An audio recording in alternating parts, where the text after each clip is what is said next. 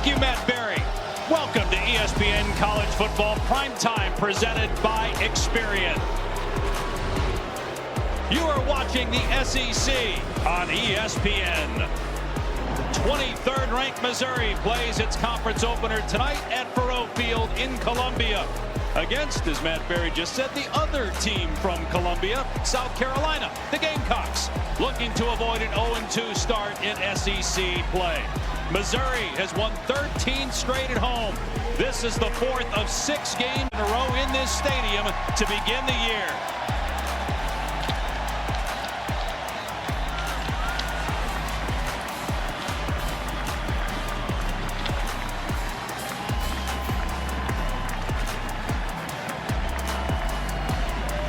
And Skycam welcomes you to the booth. Dave Pash, Dusty Dvorak, Taylor McGregor down on the field.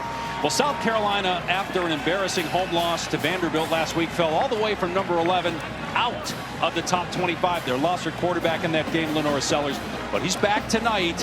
And a lot of people think he could be the first quarterback taken in the NFL draft. So sets of eyes, not just in college football, on Lenore Sellers to see how he will respond tonight. Huge to have one of the most dynamic playmakers at quarterback in the country back tonight for his team. They weren't the same team last week against Vanderbilt when he went out. The size is imposing, so tough to tackle, and he's got a great arm and a complement of receivers outside. He was at his best against Missouri last year. They'll need him at his best here tonight on the road. Had 5 touchdown passes in that win in Columbia, South Carolina, against the Tigers. As for Mizzou, they have an unknown player that's starting to get headlines because of what he's doing as a runner, and that's Ahmad Hardy, who's second in the country in rushing through 3 weeks. Well, if you don't know, you need to know. Ahmad Hardy is the best in the country at making tacklers miss. Leads the country in forced missed tackles. He's perfect for this scheme, this outside zone running scheme. They added him from Louisiana Monroe. He's got power, he's got vision, and he has been excellent for this offense so far this season. And when we come back, more on Lenore Sellers, who gets the start tonight against Missouri as we close in on kickoff in Columbia.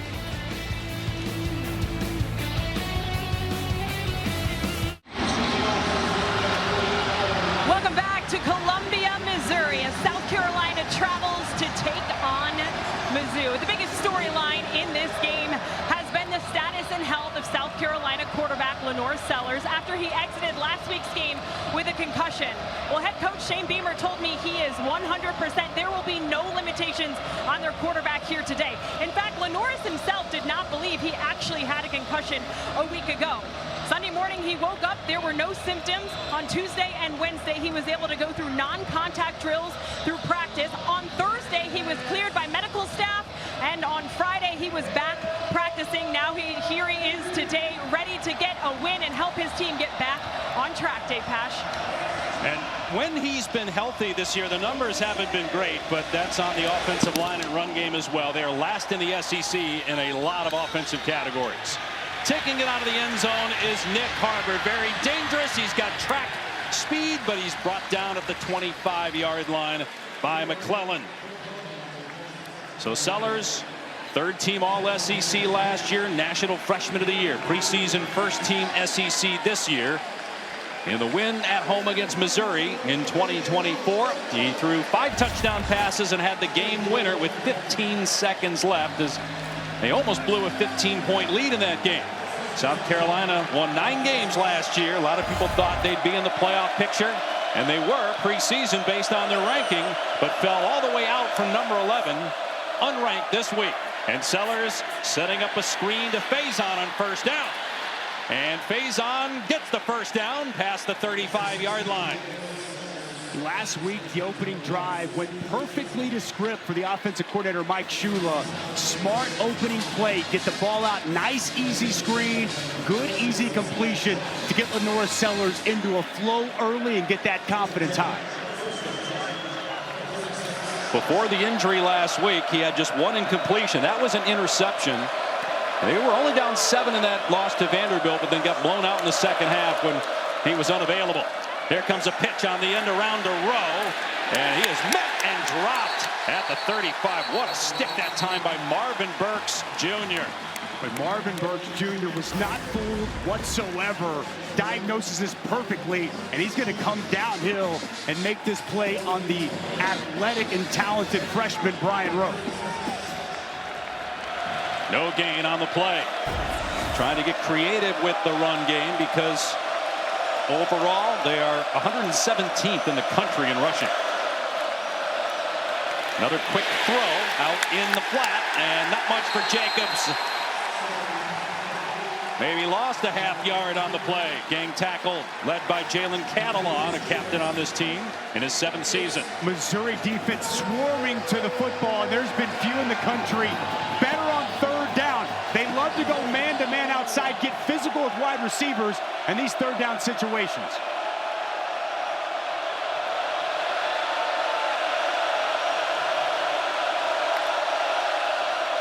They rush 3 after Sellers. He steps up, gets hit as he throws deep downfield.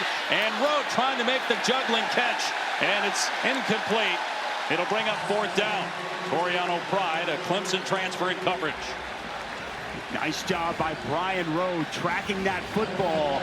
Unable to get a foot in bounds. And it's a quick stop for this Missouri defense. Just so tough to deal with on 3rd down. No one open for Sellers to go with the football. He took a shot down the field, but it comes up short. Eli Drinkwitz done a tremendous job for Missouri in his 6th year. Back-to-back 10-plus win seasons for the first time since 2013, 2014. They've never had 3 in a row. 10 wins or more. Off the side of the foot of the punter, but it takes a huge bounce for the Gamecocks inside the 15. And we'll come to a stop at the 9-yard line. Bo Pribula, a Penn State transfer, spent 3 years with the Nittany Lions, was battling Sam Horn in camp for the starting job. Horn won the job but got hurt early in the season opener, and he's out for the year. So it's Pribula's job. He entered the portal in mid-December and committed to Missouri, a couple of weeks shy of Penn State's loss in the college football playoff semifinals. Playing with so much confidence now that he's become the starter. Been really impressed with his athleticism and his ability to anticipate and throw guys open and lead this offense. He's got the talented back, Ahmad Hardy, who he highlighted in the open as the running back. And Hardy trying to find some room, knocked down at the 12-yard line by Monkel Goodwine, a pickup of 3. Caden Green, the starting left tackle. I think he's their best offensive lineman. He is out for this game. Javen Richardson, 75, who was actually the starting left tackle in spring and in fall camp before they move some things around up front. He will get the start tonight. He'll be working on Brian Thomas Jr. for much of this game, but definitely noteworthy. New left tackle in for this Missouri offense.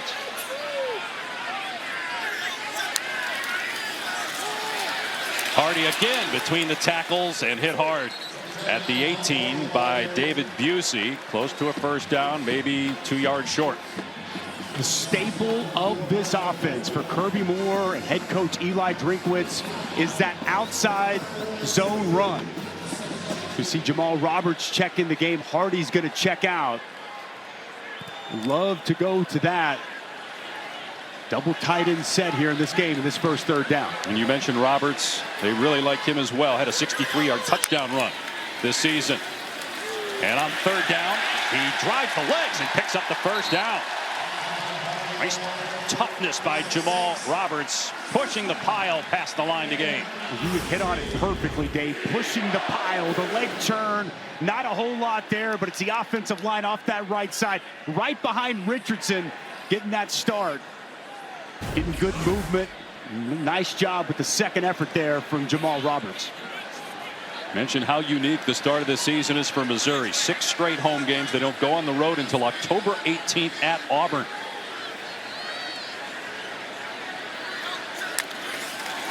(3-0), but the SEC opener today as Pribula looks for some running room. Puts his head down and dives to the 28-yard line. So a gain of about 5. The 6 straight home games to start of the year. That's the first time that's happened in the FBS since 1985. Could not have set up more perfect for this Missouri football team, and the fan base is bought in. Another sellout here tonight. It's a blackout.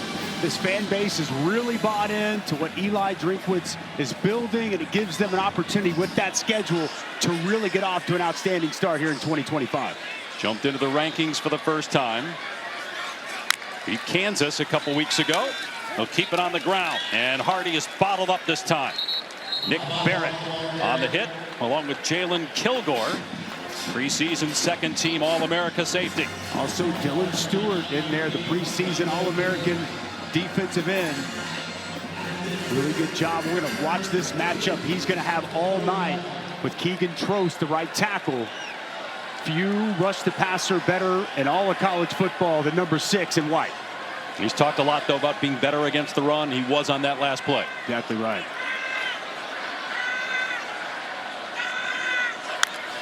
Fabula to the air on 3rd and short. Stewart forces him out of the pocket, and the pass is caught, and it's going to be a first down. Pulled in by Marquise Johnson. Already 10 catches for him on the year. You see the athleticism of Bo Fabula. Gets outside the pocket. Going to be an inside move, and they're going to flush him out to his right. He's going to continue to move, keep his eyes down the field, and it's Johnson who comes open, and a great find.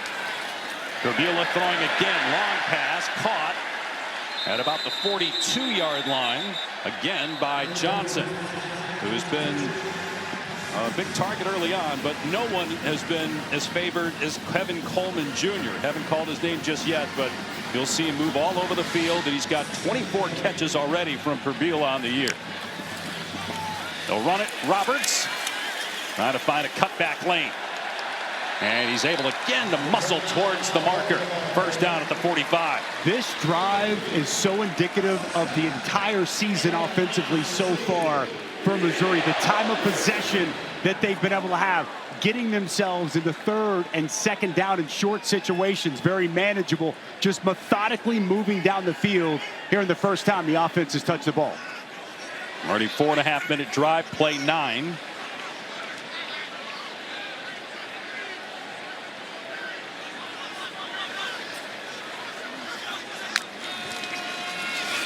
Give the Hardy.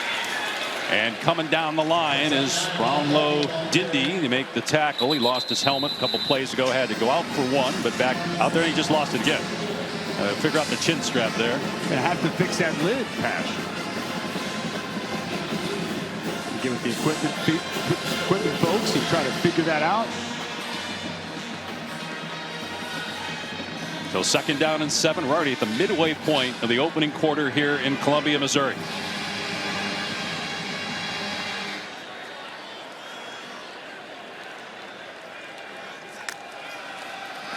Play action pass. Fabula lobbing it towards the sideline, and a nice job that time by Kilgore to shove the receiver out of bounds. Donovan Olubide. That's a legal play by the defender, and it's incomplete. It's just smart, Dave. Use that out of bounds as an extra defender. As Olubide elevates, high points that football, Kilgore wisely just shoves him out of bounds without allowing him to get that foot down. That's 3rd and 7 at the 48 of Mizzou.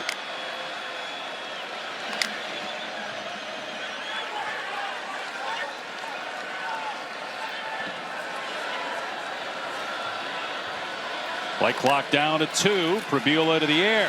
Pressure up the middle, throwing off his back foot. Knocked down. Incomplete. Brandon Cisse breaking up the pass intended for Lloyd, and it's 4th down for Missouri. Well, Cisse is all over Xavier Lloyd. Really physical off the line of scrimmage. And at the top of his route, gets that right hand out in there. Gets the pass breakup. An outstanding job on 3rd down by Brandon Cisse. They waste about a 5.5-minute drive. They don't even cross midfield despite running 11 plays on that drive. So Kilgore is deep. The other punt returner, Vicari Swain, has 3 returns for touchdowns, but would imagine they're confident in Kilgore just securing it. Although that time it was over his head and into the end zone for a touchback. The first punt on the opening drive for Missouri this season. Lenore Sellers, a 3-and-out for South Carolina on its first drive. He's back to work when we return to Columbia.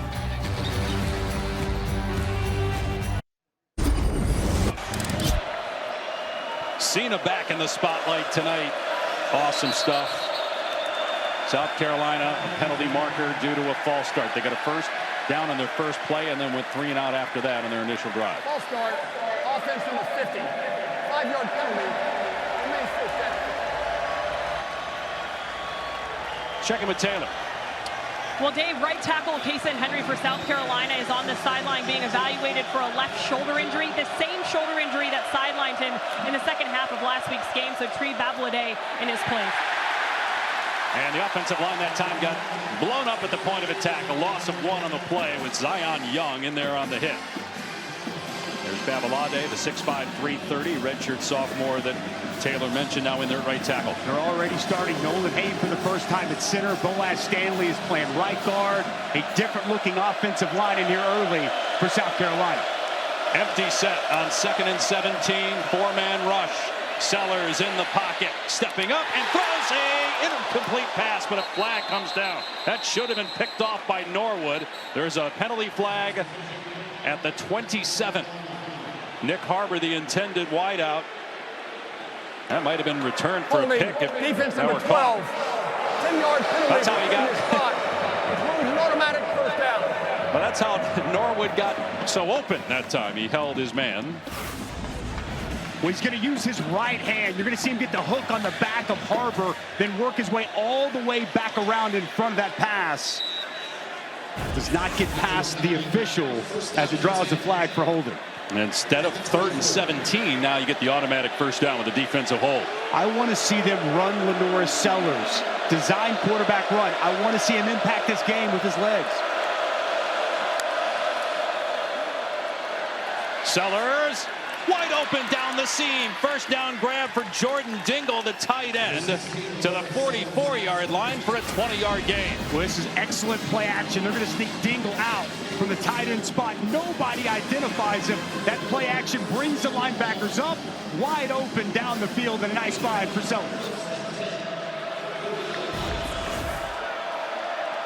4th catch of the year for Dingle, the Kentucky transfer. And the Gamecocks run it. Matt Fuller, just his 6th carry all season. Rotating backs right now, seeing if they can get anybody hot to take some of the pressure off Lenora Sellers, who has not had a design run yet. But the coaches told us, despite the injury last week, they will run Sellers in this game. And Mike Shula told us he likes when design quarterback runs are called. Yet we have not seen one here in these first 2 drives as of yet.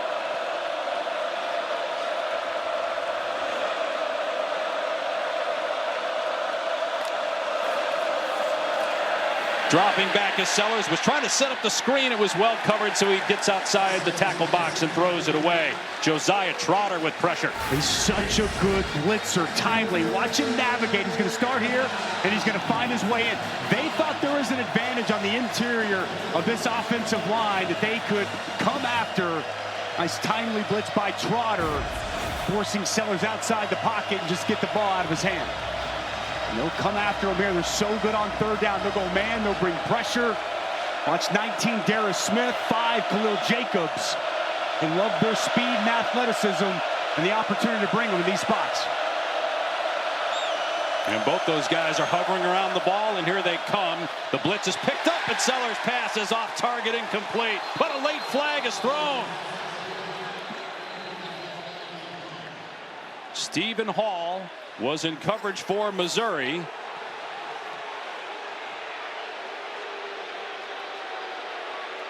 Shane Beamer, 5th year as the South Carolina head coach.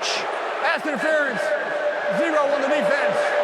Only replace the ball on the foul, and he pulls an automatic first down. Well, it didn't need to happen from Hall. He's going to get a little handsy. He's going to get that right hand around the freshman row.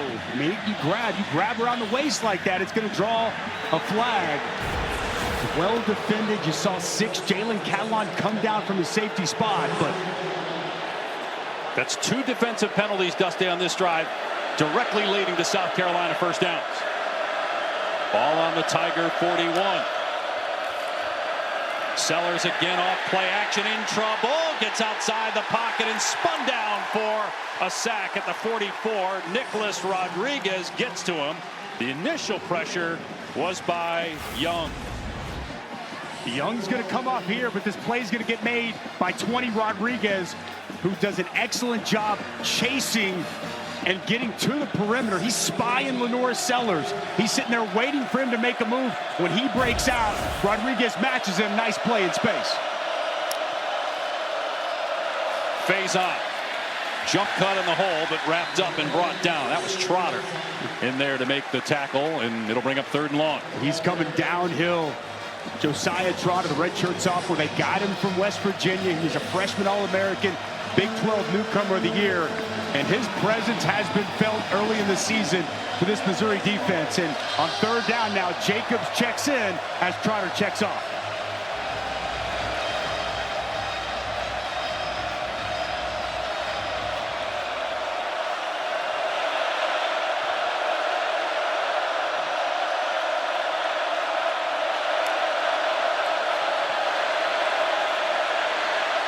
Sellers airing it out, and oh my goodness, the receiver's wide open, but unable to catch up to it is Mazeo Bennett. Lenore Sellers wishes he had about a half-second more before that pressure came, because Bennett had a walk-in score. He did have a walk-in score. It's a blown coverage. You're going to see him work this deep over route, and the safeties, everybody's going to roll this way as Lenore Sellers rolls this way. Eyes are on the quarterback. No one identifies Mazeo Bennett, and he's wide open, unable to convert down the field to his open wide receiver. Still catchable. You saw it go through the hands of Bennett as this punt is downed at the 1-yard line. Mason Love, who's one of the top punters in the country, pins Missouri deep in its own end.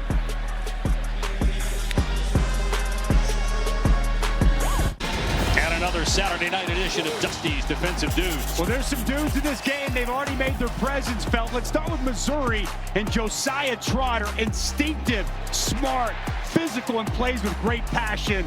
And on the other side for South Carolina, one of the elite pass rushers. He's long, he's bendy, and he's been working on stopping the run, but few can do it better in college football than Dylan Stewart. They'll need him to step up here with Missouri backed up against their own goal line. Got 2 sacks on the year. Missouri does have 2 99-yard scoring drives already this season. And they're going to run it, and stretching the ball out and getting it out of the end zone is Roberts, as Brownlow Dindy had him in the end zone but could not wrap up. Kilgore eventually got him down. Nice penetration by Brownlow Dindy. I love the nickel Kilgore coming downhill with physicality. I'm going to stick with Roberts as the back. Perdula out of the gun. They got 2 men over there to block Dylan Stewart on the right side of that Missouri offensive line.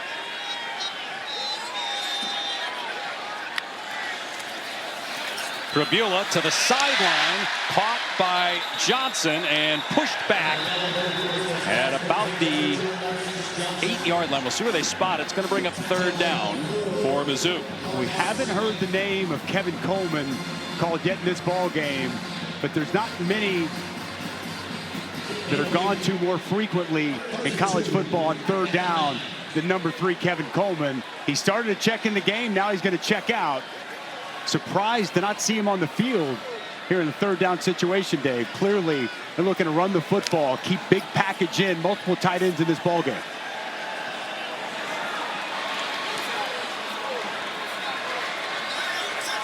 South Carolina stacking the box. Perdula to throw.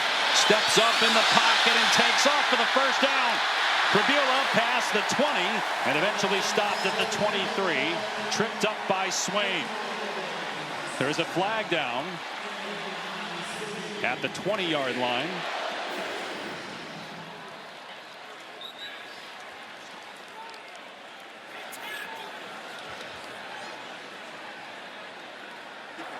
Holding defense number 15. A 10-yard penalty will be enforced into the run. Automatic 1st down. Well, this is really good by Bo Perdula. His initial target, Brett Northleaf, is covered. Nothing's there. He's got pressure at his face. Uses that athleticism to move the chains.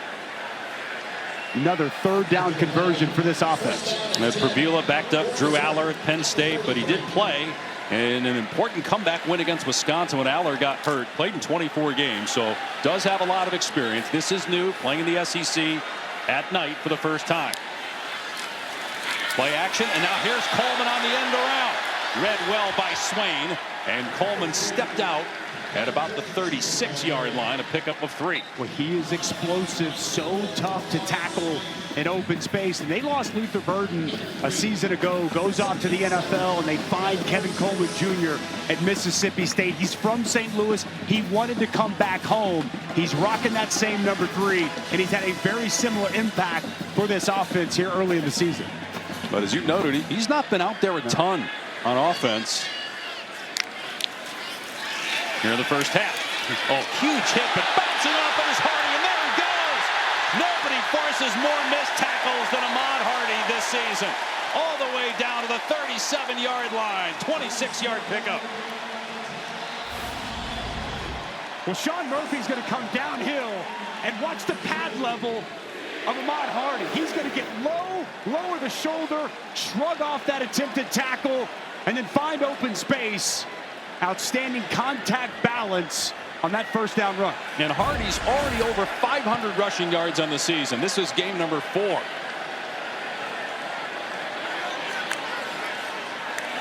Play fake. Pribula throws deep. Oh, what a catch by Norfleet inside the 15-yard line. The catch radius supreme here for Brett Norfleet. I love the placement by Pribula. Put it high away where your big tight end can elevate, extend, and complete that catch. Brett Norfleet, I think, is one of the best tight ends in the SEC with what he does, blocking in the zone scheme, and you see the catch radius and the ability to go up and make dynamic plays like that. And he's healthy. Last year played hurt for most of the season. Final minute of the opening quarter. And a pitch to Hardy off the left edge. And Dylan Stewart coming down the line to make the tackle. And Stewart, a little banged up, slow to get up. Remember, he was ejected at the end of that Vanderbilt game last week for a shove. Appears to be okay. Going to stay on the field. Going to be backside chase player on this toss. That's really, I think Missouri wants to run at him, Dave. They want to bring the action to him, make him try to showcase some physicality, mention his length, his ability to bend. He's trying to work to be better at the point of attack. That time, great as the chase player. And that's the end of the first quarter. No score after 1 in Columbia.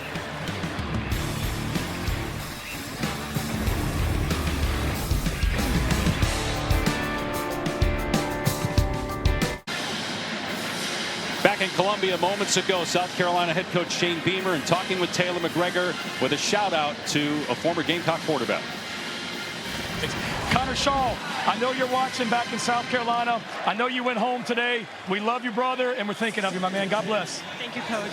Dave? And that's great news. Shane breaking some news with Connor Shaw collapsing earlier this week while he was coaching his son's flag football team. Was listed in stable condition, but as Shane just reported, he is now home. Great news. And here is Coleman. They finally get it to him on a pass play, and he's inside the 10 down to the 8-yard line. This will bring up 3rd down and 6. We've talked about how good this 3rd down offense has been all year, and good once again tonight. 3 of 4 on 3rd down. Kevin Coleman, guy you've got to ID. Talking with defensive coordinator Clayton White.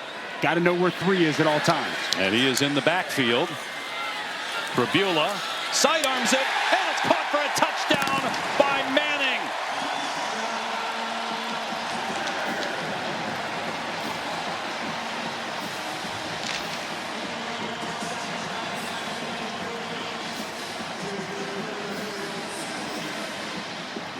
Pribula's 8th touchdown pass against just 1 pick, and Manning's first touchdown of the season.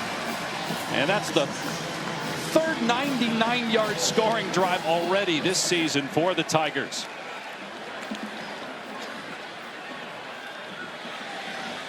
Robert Meyer, true freshman kicker, replacing the injured Blake Craig, who was their place kicker at the start of the year. And that hits the right upright And it's no good.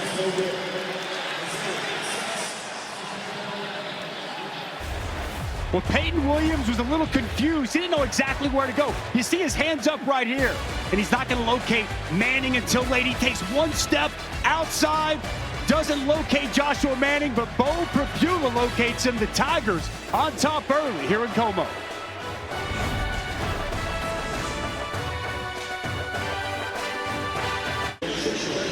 Back at Faurot, the Taco Bell Live Ma student section with Missouri up 6-0. Only one student section can claim the title of Live Ma student section of the year.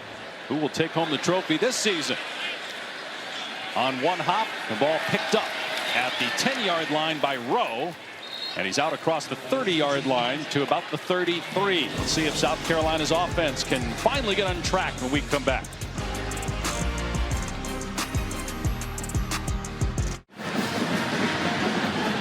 Dave Pasch, Dusty Dvorak, Taylor McGregor back in Columbia, Missouri. It's 6-0 Tigers. They missed an extra point, their second missed PAT of the season.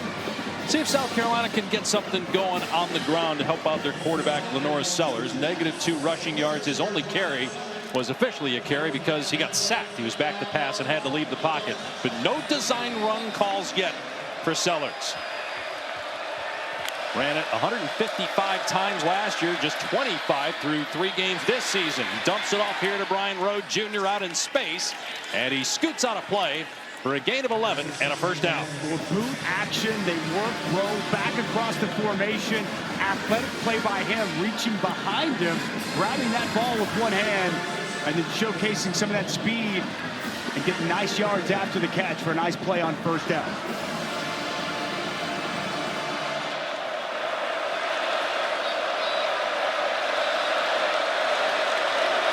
Fuller and Attaway are the 2 backs, and it'll be Fuller off the left edge. He bounces off the turf out near the 49-yard line, gain of 5. And the helmet came off of Nolan Hay, the center. He had not been starting until tonight, so let's see if they go back to Boaz Stanley, who moved from center to right guard. Rodney Newsom is checked into the game. And actually, he's going to be the one snapping the ball. They've had all kinds of issues with snaps to Sellers out of the gun this season. And a timeout. That will allow them to get Hay back on the field. South Carolina, they're first in the half. So 2 timeouts remaining for South Carolina early here in the second quarter.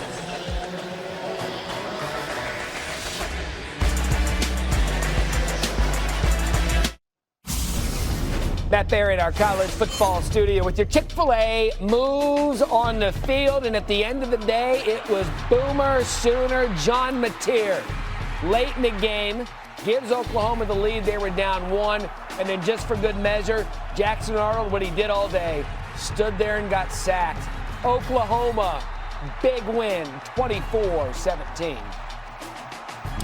Really good wins for OU now this year. 10 sacks on the day for that Oklahoma defense. Great showing from Auburn, really pushing Oklahoma to the end, but you're exactly right, my friend. 2 very good wins for Oklahoma. Michigan, now today Auburn, there at the Palace on the Prairie. South Carolina's in midfield, trailing 6-0 early second quarter. Give to Attaway. He's got room and a first down. Best run play yet for the Gamecocks. Back-to-back good run plays. They're getting some movement off the edges. It was the left side the first time, and the right side here now. Good job caving everything in from the outside, and quality running for a first down. Attaway, a 7th-year player. Faison, also a 7th-year running back for South Carolina. From the Mizzou 45, Sellers. There's a penalty marker down pre-snap. Ball start on the offense. Not all 11 players will set for a full second. 5-yard penalty. Remains first down. So it'll back up South Carolina to the 50 again. Well, Dusty, watch tape on Lenore Sellers for the last year and a half. When you watch last year compared to this year, what's different? They're not running him as much this year, and they're not running him at all here in this game. I just think it's been a slow start so far. He's, working in some new offensive linemen, Some new players outside at wide receiver and tight end, still waiting to really get into a rhythm and find his groove. Had a miss on a deep ball earlier that would have been a touchdown. And away, can't get the edge. Cut down beautifully by Josiah Trotter, whose dad, Jeremiah, 4-time Pro Bowl linebacker. And you see the exact same celebration that Pops used to have back in the day. Watch the instincts. Downhill, plays off the block of Dingle, scrapes down the line of scrimmage, and a nice tackle of Attaway. Josiah Trotter, he's going to make a name very quickly for himself here in the SEC. Transfer from West Virginia, where he was a terrific player. Was hurt 2 years ago, didn't play. Now his first year here in Como. Sellers has room, but the hole closed quickly, so he just gets out of bounds for minimal gain, if any. Nice job, Tristan Newsom. You see there in defense, also Toriano Pride Jr. rallying to the football the moment Lenore Sellers broke the pocket. They were on him almost immediately. Crowd's been great here on 3rd down. Now the pass rush package in. Watch 19 off the edge. Darius Smith. And a flag down, might be a free play for Sellers. He'll take a shot, and it's pulled in, and it's a touchdown. What a throw by Sellers to Jacobs. A 49-yard perfect pass from Lenore Sellers. You can't throw it any better than this. Lenore Sellers from the pocket. He's got time, steps into this, a nice confident throw, plenty of air underneath the football, and just drops it in perfectly. A dime delivered to Jacobs. Wow. Big time throw. And a pass that ties this game up at 6 with the extra point pending. Also smart, too, recognizing the offside. Take your shots, exactly right. And we mentioned at the top of the telecast, Pete Thamel had an article today on ESPN.com checking with 25 scouts, executives, and Sellers had the most votes, 8, to be the first quarterback taken in the 2025 draft. And obviously, NFL execs love to see what he just did. Plays like this are only going to help that. He wanted to show this season to be better from the pocket. You can't get any better from the pocket than that. Gamecocks are on top, and Sellers liking what he sees.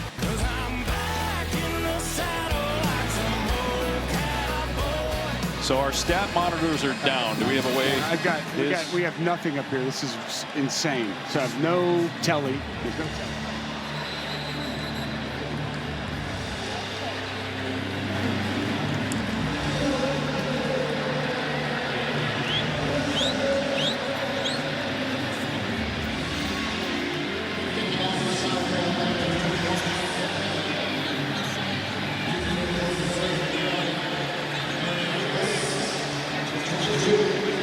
South Carolina with a 7-6 lead. Dave Pasch, Dusty Dvorak, Taylor McGregor here in Columbia. Lenore Sellers with his 3rd touchdown pass of the season and his 6th in the last 6 quarters against Missouri. And this kick goes out of bounds. Good starting field position for Missouri. Bad kickoff by Max Kelly.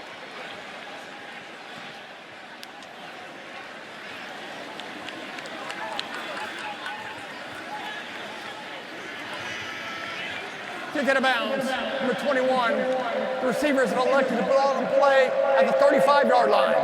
First down. All right, time now for our drive recap presented by Geico. The last touchdown drive by Missouri, the playmakers were making plays. Ahmad Hardy, we talked about his ability to break tackles. Watch him run through this tackle of Sean Murphy and find green grass. Brett Norfleet, the extension, bringing that pass in the sidelines. And Bo Prabula's been excellent all season, and a dart delivered for a touchdown in that last drive. Prabula back to work, in trouble, flushed out of the pocket, steps up, and does a great job to get positive yardage because Brownlow Dindy has been in the backfield a handful of times already in this game. He really has. He's been so disruptive. He gets pressure almost immediately right there in that B gap, working on the right guard, 73, Tristan Wilson. But once again, you see that athleticism. Prabula feels that pressure, slides to his left, and really makes it nice pickup when there was nothing there initially. From York, Pennsylvania. Went to Penn State, transferred in the middle of December during the college football playoff run for the Nittany Lions. And a huge hole for Ahmad Hardy into South Carolina territory. Boy, did he turn on the Jets. One thing I loved about talking with Ahmad Hardy earlier this week, he had 2 offers coming out. 2. Louisiana Monroe, South Alabama. And he said he's got a massive chip in his shoulder. And every time he takes the field, he's looking to prove that he belongs. He just continues to prove that he belongs at this level. Has more yards after contact than South Carolina has rushing yards total on the year. Brabula, and diving to make the catch at the 42 is Johnson. A penalty flag is down.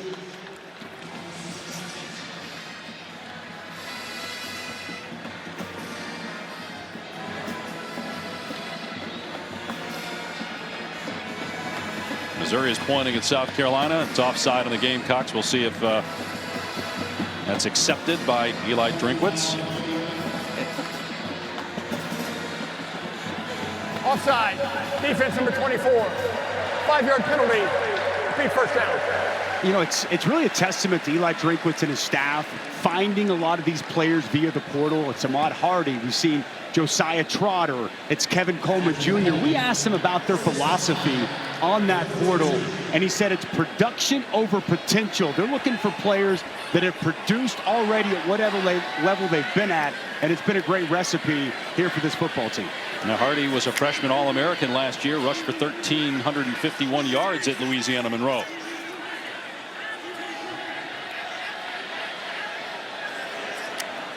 So they accept the penalty. 1st and 5. Prabula trying to get outside and throws it away at the last second before he gets hit low by Brandon Cisse.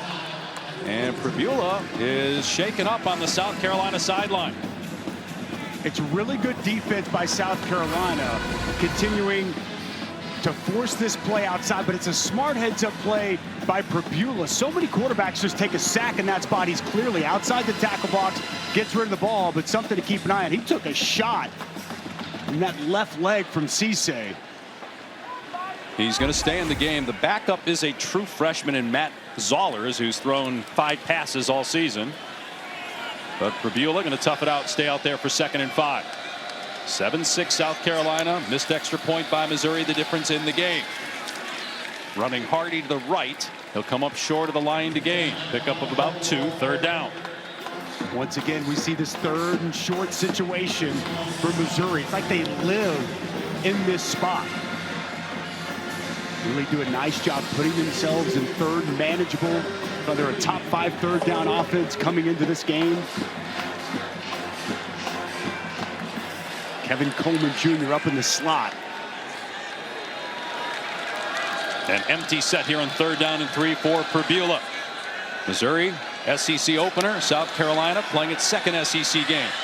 Prabula hitches, and what catch by Marquise Johnson. Oh, he somersaults as he got tackled inside the 25. That ball was behind him, and he stabbed it with his right hand. Well, it's a mesh concept, and Johnson comes open and just stabs this thing with his right hand and never breaks stride. Catches it, brings it in. And as you touched on, the athleticism, the acrobatic moves with the forward roll. Had he scored, that would have been the play of the day in college football. Got 4 receptions already as Missouri's on the doorstep of the red zone.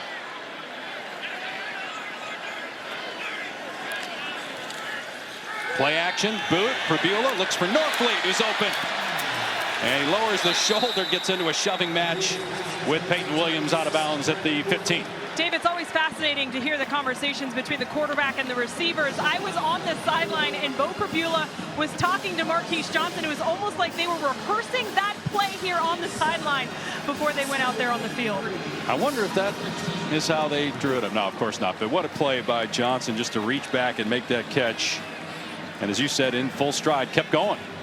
An ankle tackle away from taking it all the way to the house. To Prabula's credit, man, he's really built a nice chemistry with these wide receivers in a short amount of time. 2nd and short. Give to Hardy. patient, waiting for a hole to open. It's not there. It closed because of Sean Murphy. There is a penalty flag down. It'll be on South Carolina. Might have been a face mask there. You saw Hardy's helmet turn. And got an injured player as well on the field. And a Missouri player down in Brownlow, Dindy, for South Carolina. Personal foul, face mask, defense number 17. Half distance to the goal, automatic first down. Justin Okoronkwo, the guilty man. Again, you got a South Carolina player down in Brownlow, Dindy, and it's Jordan Harris shaken up for Missouri. He's up, walking to his sideline, and will step away midway through the second quarter. We'll stay here again. All right, 7:18 to go. South Carolina leads by 1. The difference in the game, missed point after by Missouri. And Eli Drinkwitz told us yesterday all kinds of kicking issues. Blake Craig was their kicker, replacing the great Harrison Mevis, but he got injured in the opener, so they went to a true freshman in Robert Meyer. But on anything longer than the 38-yard field goal, they're going to go with Oliver Robbins, their kickoff man, and Meyer had enough trouble on the short one earlier, missing the point after. And could impact play calling too, and 4th down in these situations here, and goal to go. And obviously late in the half and in games.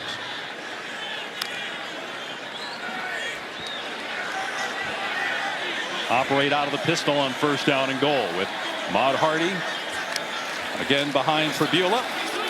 Hardy waiting for that hole, and he gets stacked up and pushed back at the 6. Just a 1-yard gain that time. Good job by Okoronkwo, sticking his face in there along with a couple of D linemen. A nice job on the interior of that South Carolina front. Saw the patience once again from Hardy. He gave it time to see if something was going to open up, but no crack opens, and good job on 1st down by this Gamecock D.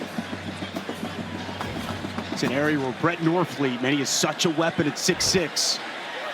Love to target him inside the red zone.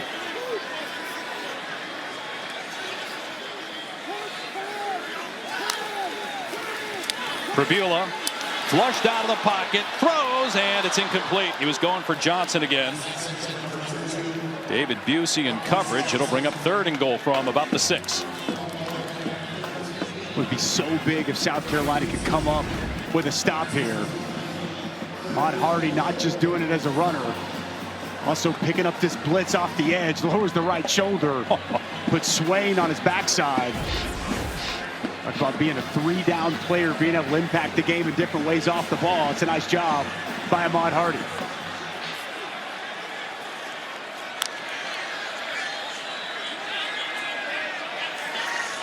Play clock is down to 4. Fabula back in the end zone, incomplete. Missouri thought there should have been a pass interference call. Let's see. We mentioned the kicking woes, how this impacts Coach Drink's decision here. He'll send on the kicking team. I think this is smart, just to try to take your points when you can get it. You heard the crowd. Jalen Kilgore, this is going to be a matchup to see on 3rd downs all night. That right hand and the left hand get around the waist of Kevin Coleman Jr. We've seen that called already tonight multiple times. It does not draw the flag on 3rd down. Eli Drinkwitz very frustrated with no penalty enforced on that play. Wonder if the official thought it was uncatchable. Pass was high. So Meyer will try a 24-yarder. And Missouri back in front after the short field goal. 9-7 Tigers.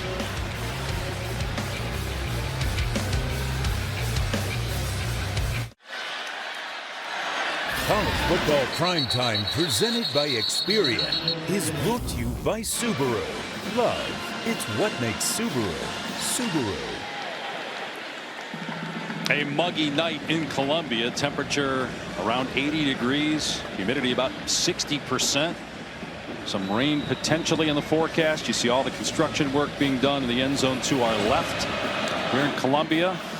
Still very loud despite nobody in that section tonight. Touchback. Now a quick word from Verbo.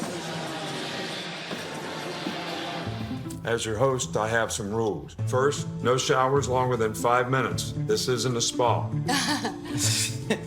That's the rule. Meanwhile, at a Verbo, get the vacation you expect and never a hovering host. Lenora Sellers back to work after a beautiful touchdown pass in the last drive for the Gamecocks. South Carolina ranked 11th last week, got blown out at home by Vanderbilt, dropped all the way out of the top 25. Sellers to the air. Hit as he throws, and it should have been picked off. It was dropped at the 32-yard line by Rodriguez. With zone coverage, and Nicholas Rodriguez eyes on Lenora Sellers the entire way, and Lenora Sellers lucky on this one. He is not picked off. Pressure's going to come in his legs late, but he's standing there, likes what he sees, just never sees the underneath coverage from Nicholas Rodriguez. Almost threw an interception in the first quarter, but there was a defensive holding call. Been fortunate twice. Now a run play, phase on. Knocked down after a 2-yard run. 3rd and long. Tackled by Rodriguez. I like the way 20 is out there playing. Nicholas Rodriguez downhill immediately. And a nice tackle right around the line of scrimmage. You can see a line change coming in on 3rd down.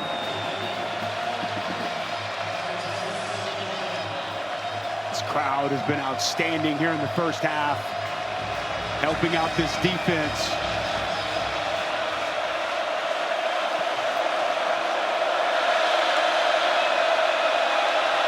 Showing pressure with man-to-man coverage outside. And a flag down, some movement on the offensive line. 62, false start on the offense, 5-yard penalty. It's 3rd down. And it's Nolan Hay, the center, who's making his first start at center here tonight. And he's got this crowd messing with them. Lenoris is coming up the line trying to check, and he just gets started too quickly.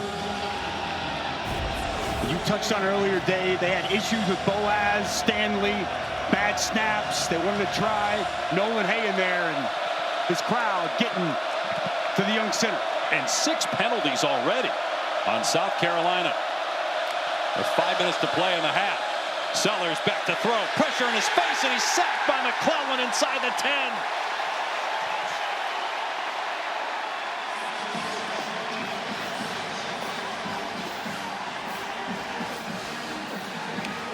Well, Chris McClellan's about to showcase some serious power. Just a bull rush on 50. Boaz Stanley walks him back to the quarterback, rips off late, and engulfs Lenora Sellers for a big sack on 3rd down. McClellan transfer from Florida, 6'4", 330. And so South Carolina has to punt from its end zone. And some movement again by the Gamecocks. Penalty number 7. False start, offense number 87. 5 yards, 4th down. It's on Brady Hunt, one of the tight ends. See Shane Beamer trying to keep his team confident, trying to clap them up, but the frustration, it's got to be palpable down there. Just too many penalties, 7 penalties going on the road. You got to play clean, you got to play smart, and not shoot yourself in the foot. Let's see if Missouri comes after this now. With Mason Love backed up, and they almost got it. Short punt nonetheless, and the fair catch made at the 46 by Kevin Coleman as we check in with Matt. All right, guys, time now for your AT&T Multi-View, which is keeping fans connected. Busy night in sports, including WrestlePalooza on the ESPN Unlimited Now plan. The Usos just got beat in a tag team match. Huge upset there. Miami up 7-0. LSU up 7-0 in a tight one between BYU and East Carolina. Lose it today, and all this talk, it got me so jacked up. Better watch yourself, Pash. I may put you in a suplex, I don't know, maybe a chokehold. Well, didn't you? Be careful. After you were retired from the NFL, didn't you almost go into pro wrestling? It was a conversation that was had, but I'd rather be hanging out with you up in the booth. Well, not if you're going to pile drive me. Prabila throws a pass, and it's intercepted. Gerald Kilgore with the pick. Just the 2nd of the year by Prabila. Huge for this South Carolina defense. Exactly what Clayton White, the defensive coordinator, needed. The athleticism by Gerald Kilgore just outstanding. Eyes on the quarterbacks, gets to his drop, feels that route coming across, and he sinks, opens his hips, climbs the ladder, and gets a much-needed South Carolina interception. Great athleticism, completing the process of that pick. Well, last week when they got blown out in the second half by Vanderbilt, they had 3 turnovers. Here they take the ball away, the first turnover by either team tonight. And they got 3:46 on the clock, 2 timeouts, and the 2-minute official timeout to go the length of the field and try to get the lead before halftime. Faison running it on first down, no room whatsoever. And Trotter right into space, and there comes a flag. You can't do that. Josiah Trotter's got to know better. You can't stand over the guy you tackle and taunt him. You're asking for it. And you're going to have to learn the hard way.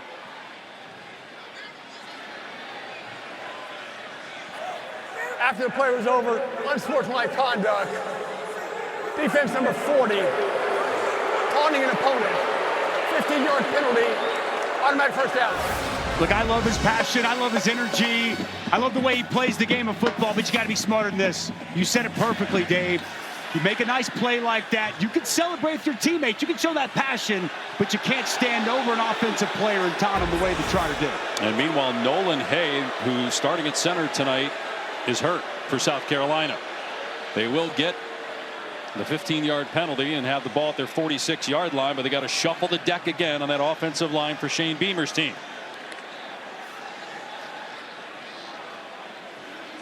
Well, next weekend we got another great slate of college football. It starts on a Friday night, a top 10 team on the road. Florida State currently 7th in Charlottesville, and then Saturday an ABC triple header. While Arkansas losing to Memphis. Memphis might right now have the inside track. Obviously a ways to go is that non-power 4 school to make the playoff. LSU, Ole Miss, and Georgia Bama at night. It don't get better than Georgia Bama at night. Last year's game was an all-time instant classic.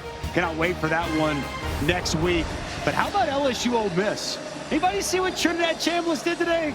We had him last week, and the former Division II Ferris State quarterback stepped in, was excellent a week ago in their victory over Arkansas. He was even better today in their blowout win against Tulane. That's just a situation to keep an eye on. There was a lot of fanfare about Austin Simmons coming into the season, but boy, Trinidad Chambliss has stepped up in a big way leading that team. A lot of reasons to not like the transfer portal. Yeah. Trinidad Chambliss is a reason to like it. There are players, we saw it with Cam Ward last year. The #1 pick in the draft was at Incarnate Word, then Washington State. A lot of these guys don't get these opportunities as they age, you get bigger and stronger to play in a major conference. Chambliss is getting the chance now and making the most of it, and it's one of the best stories in the country. So Rodney Newsom is in to snap the ball. Sellers to throw, and that's a laser.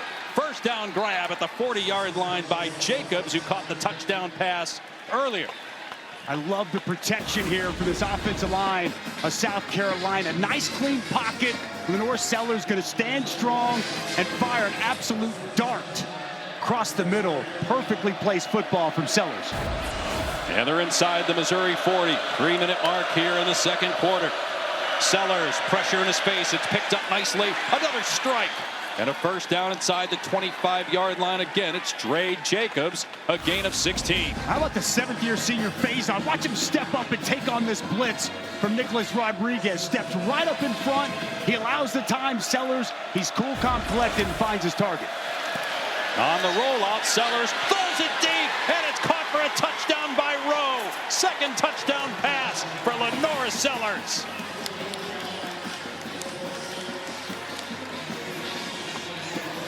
Lenore Sellers' best football this season has been played in the last 5 minutes.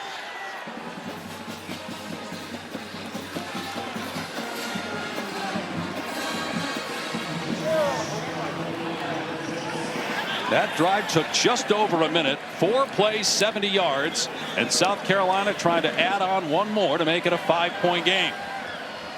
First career touchdown for the true freshman Brian Rowe Jr. from Concord, North Carolina. Joyce with the point after. Well, there's just confusion here on the back end of this defense, and it's a really, really good job with the route. Rowe's going to sell this, going to get his head outside, going to sell it out, and then he's going to get vertical, out and up. Watch Jalen Catalon.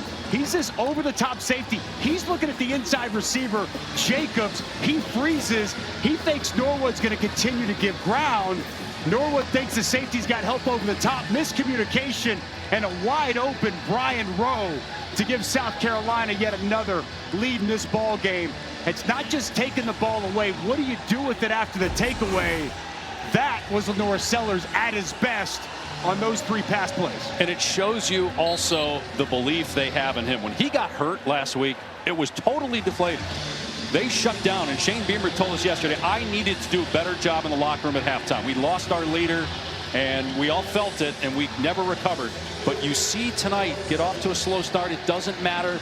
They believe Lenore Sellers can get him in the end zone in a heartbeat. When if you can give him some time, you see the confidence growing and growing with every throw. Missouri will have 2.5 minutes, all their timeouts and the official stoppages well at 2 minutes.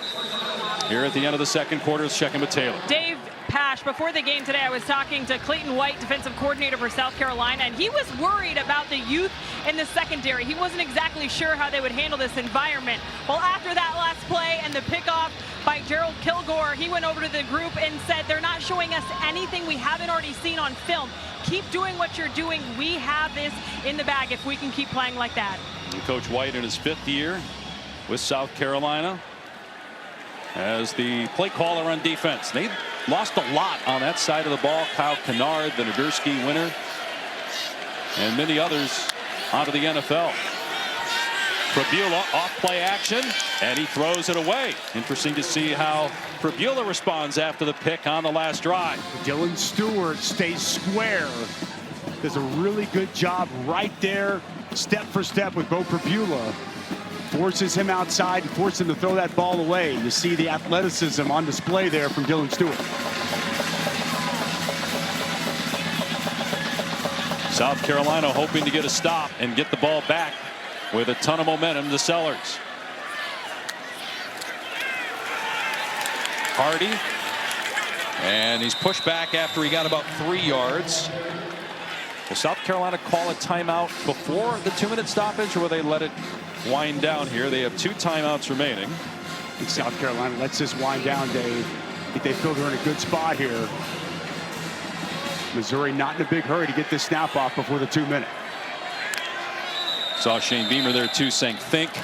They've already had some bad penalties on defense to keep drives alive for Missouri. They don't want to make that mistake here. 2-minute official timeout.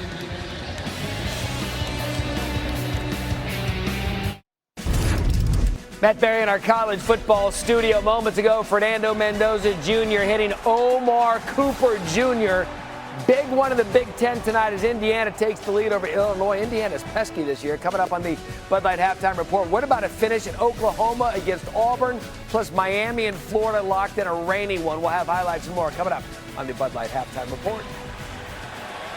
Mendoza and Mateer, 2 of the top transfer quarterbacks in the country. Kevin Coleman Jr., Mr. Third Down in these spots. And there he is with the catch and a first down across the middle to the 40, a gain of 12 on 3rd down. Well, that time Kilgore gave some distance, he gave some cushion, and what they really liked was the physicality, no physicality, and Coleman wins on 3rd down. Missouri with all of its timeouts, they're going with some tempo. Pass is pulled in, what a catch. Marquise Johnson, another great grab. He had the one-handed catch earlier on a ball thrown behind him. That time he adjusts his body in midair. What's a great adjustment, as you mentioned, as he climbs the ladder and goes up, a little bit of a push-off he got away with on that completion. Prabula to the air again. And led the receiver out of bounds. Joshua Manning with Bakari Swain in coverage for South Carolina. 1:35 to go in the half. All just settled a little bit on Prabula. Unable to get that foot down as he goes up high and brings that ball in. Gather your breath here. Plenty of time, minute 35, 3 timeouts to orchestrate this drive for Prabula.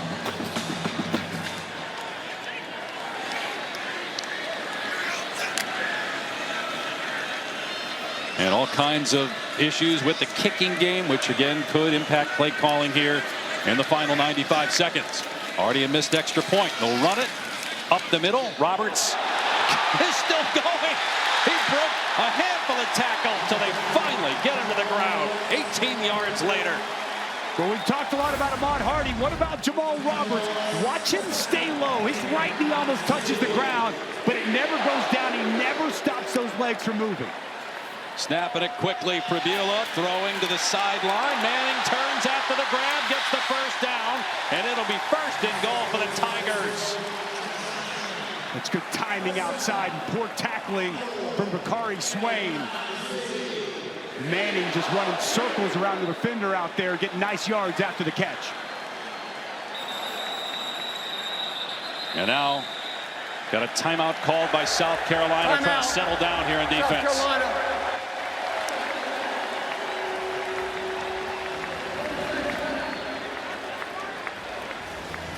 1:07 remaining, and Marquise Johnson, who had 134 yards in the season opener, had under 40 yards the last 2 games, but he has gone off here tonight for Mizzou. 5 for 55 in this ball game, making the tough catches look easy out there here tonight under the lights at Perot Stadium.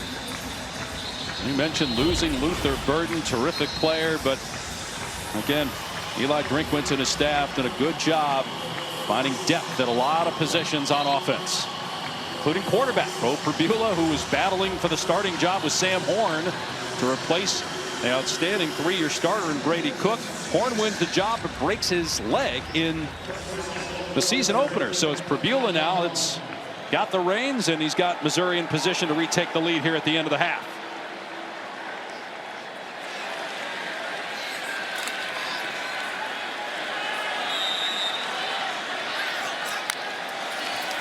Here's Hardy trying to get outside, can't. We'll see if South Carolina uses that last timeout to preserve some time maybe for the offense. Nope, and let the clock move, and Missouri will not use a timeout either. Smart. Run this clock down, try to milk it for everything it's got. You got 3 timeouts. Ideally, you'd like to score and leave as little time as possible for South Carolina on the opposite end. 9th play of the drive. Prabula throwing, it's caught, and it's inbounds, so let's see if a timeout is taken here by Missouri. Coleman on the catch at the 5, and it's going to bring up 3rd and goal, and the clock will continue to run inside 30 seconds, and now it stops at, no, it's still going, down to 25. They have to put a couple seconds back on, because it looked like Missouri called timeout before then. See if they add a couple seconds to the clock. Now, Robert Meyer missed an extra point, and Kirby Moore, the outstanding offensive coordinator, his brother Kellen Moore is the head coach of the New Orleans Saints. I'm sure there's conversations going on between him and Eli Drinkwitz, Dusty, in this situation, discussing strategy when you're wondering if your true freshman kicker is 18 years old, has lost his confidence. Well, we've seen them already one time from the 5, 4th and goal from the 5, elect to kick the field goal. I'm sure they would love to go in with a lead. I got to imagine if they don't get much yardage, if it's 4th and goal from the 4, I think you probably take the points into halftime. If you get inside the 2, that might change the equation. I would imagine this play to be in the air. I'd be surprised if they don't try to target Northfleet or Kevin Coleman Jr. Typically, we see the ball go in their direction in these kind of spots. That's Hardy in motion. Prabula fakes it to him. Now on the rollout, has to throw it away. Nice job by Jalen Kilgore defending Kevin Coleman Jr. near the goal line to bring up 4th down, and here comes the field goal unit. Well, you called it perfect, Dave. Jalen Kilgore was right there in the hip pocket. They wanted to go with Kevin Coleman Jr. working back across the formation. It's perfect defense and a smart play by Prabula to get rid of the football, and as we expected, field goal team trots out. So Meyer missed the point after, made a 23-yarder, and this will be a 22-yard attempt. It's 3 for 5 on the season. And he knocks that one through. And so Missouri gets 3, but still trailing here with 17 seconds remaining in the first half. We'll kick off your NFL Sunday with a countdown crew. All the stories leading up to kick. Sunday NFL Countdown, 10 a.m. Eastern, ESPN. Then Monday Night Football. This is a great game. The Lions and the Ravens. Joe and Troy on the call, and then on ESPN2, Peyton and Eli, SVP, and the gang starts it all off at 6 Eastern on ESPN. NFL has been great here so far. A lot of scoring for both those teams. You out there with the Arizona Cardinals.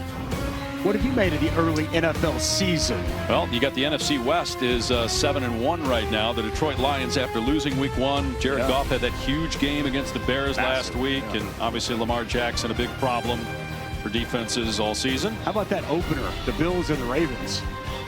I went to bed early. Ravens were up big late in the fourth quarter. I thought I was going to bed at the right time, but little did I know Josh Allen and the Bills had a little bit more in store. They look to me to be the best team so far in the NFL here early in the season. Got the win against the Dolphins on Thursday. Buffalo did at home, although Miami was hanging in there. There's the drop kick by Wesselman. That's the second time he's done that. And Brady Hunt cut down with 13 seconds left around the 35-yard line. Now, they do not have a great kicking situation either, South Carolina. So we'll see how they handle the final 13 seconds with one timeout. They've got 2 different kickers they've been using. They use their punter on longer kicks.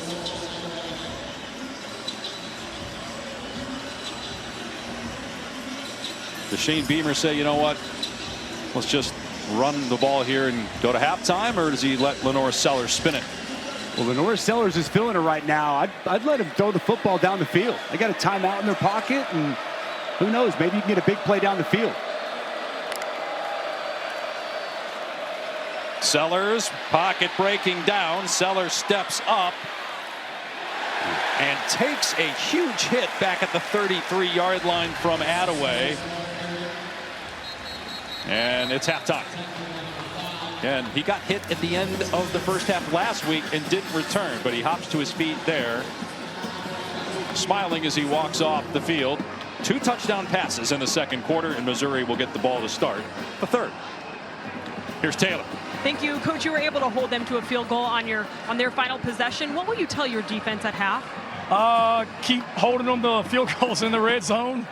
Keep getting takeaways like Gerald Kilgore had. You know, obviously we got to do a better job of stopping the run and just finishing plays. You know, it takes all 11 to get to the ball and get this guy on the ground. There's too many plays on that last drive where it looks like somebody assumes he's on the ground and it spits out of there for a long play. So we got to be better about finishing, but we ain't played great, and we're winning at halftime on the road in the SEC. We knew it was going to be a dang 4-quarter war, and that's what we got, and we got to go in here and figure out a way to play better in the second half. Thank you, Coach. Thank you. Dave? All right, Taylor, trying to avoid an 0-2 start in conference play after being ranked in the top 12 preseason. They lead at halftime, and the Bud Light halftime report is coming up with Matt, Joey, and EJ. Welcome back to ESPN College Football Primetime, presented by Experian. From Columbia, Missouri, you're watching the SEC on ESPN. The South Carolina Gamecocks, after falling all the way from number 11 out of the rankings, have a 2-point lead at halftime. From the pocket and into a pocket. What a throw from Lenore Sellers. One of 2 touchdown passes for Sellers in the first half. Ahmad Hardy, the standout for Missouri, averaging about 5 yards per carry. The nation's second leading rusher coming in. Dave Pasch, Dusty Dvorak, and Taylor McGregor. South Carolina has the lead despite 1 rushing yard and no design runs for Sellers. How do they have the lead? Bend but don't break for South Carolina. 2 red zone stops forcing field goals, plus the takeaway they got from Kilgore, cashing that in for a touchdown. Folks on the return in trouble and wrapped up and brought down at the 13-yard line. Let's check in with Taylor McGregor. Well, Dave, Eli Drinkwitz saying we have to shore up our passing defense. He said they're doing some bootleg stuff, getting to the perimeter, and he said our eyes are in the wrong spots, so we have to clean that up. And then offensively, as you can imagine, he said we have to finish drives. 1 for 3 in the red zone. He said specifically we have to be better committing to the run in those situations. Yeah, 2 short field goals they had to settle for, as you mentioned, Taylor. Robert Meyer missed an extra point, true freshman kicker. And Eli Drinkwitz still showing confidence in the young man. Fabula throwing to the numbers, and it's caught again by Marquise Johnson, and he's got a first down. Johnson has been targeted 7 times now and has 6 catches on the night. Which is so good in space after the catch. Marquise Johnson just puts Peyton Williams in a bad situation. Back inside, foot in the ground, back outside. Really nice job after the catch from Johnson.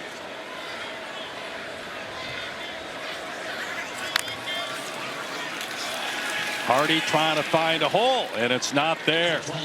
No running room. Hardy saying that's my mistake. Maybe missed an open lane. Okoronkwo on the takedown. No gain. There wasn't much running room there. Well, I really liked watching 17 Justin Okoronkwo on film. He got his first start here today. He earned that start with the way that he's played here early on in this season. Plays very, very fast, all over the field. Had a pick a week ago. He's been really good for this South Carolina defense. From Munich, Germany, started out at Alabama, transferred to South Carolina, and the coaches say he's the smartest player on defense. Prabula from the pocket, now takes off being chased and pushed out of play at the 20-yard line by Fred Johnson. That'll go down as a sack and a loss of a handful. The closing speed by Fred Johnson. Watch him just work to the outside when Prabula decides he's going to become a runner. Kind of sitting back in coverage, waiting. Then he commits. Quality closing speed to the quarterback. First sack for Fred J.R. Johnson. They're high on him, Dave. The sophomore had an outstanding game against Virginia Tech. High ceiling for him at linebacker. Missouri 6 of 9 on 3rd down, but this is 3rd and 15. Prabula hit as he throws. It's underthrown and incomplete. Intended for Olubide, and yet Bakari Swain in coverage. No flags, and Missouri will punt it away. Well, it's going to be pressure right up the middle, right in the face of Prabula. Bring both backers, Fred Johnson on one side, Okoronkwo on the other. And it's Okoronkwo who gets in with that hand, kind of disrupts that pass. Also, so Dylan Stewart off the edge kind of forced Prabula to step up in the pocket. And Bakari Swain, who has 3 punt returns for touchdowns this season, is back for South Carolina. And he's the backup. He wasn't even in the starting punt returner at the beginning of the year. And he gets brought down at the 38-yard line as we take a look at our playbook brought to you by Modelo. Well, that second touchdown drive, we saw Lenore Sellers probably at his best. 3 consecutive completions. The first one here to Jacobs, a dart delivered. Love the blitz protection here from Faison. And then you see the pocket savvy from Sellers moving to his left, finding Rowe. And then just confusion on the outside. Norwood at corner. It's also Catalan at safety. No one stays with Brian Rowe as an easy pitch and catch touchdown for the second on the night for Lenore Sellers. And Sellers fires complete, and close to the first down is the 48 for Lenore Sellers, who was hurt and knocked out of the game in the loss to Vanderbilt last week at the end of the second quarter. He practiced this week, was cleared Thursday to play. He started and been out there for every snap, but we still haven't seen any setup run plays for him.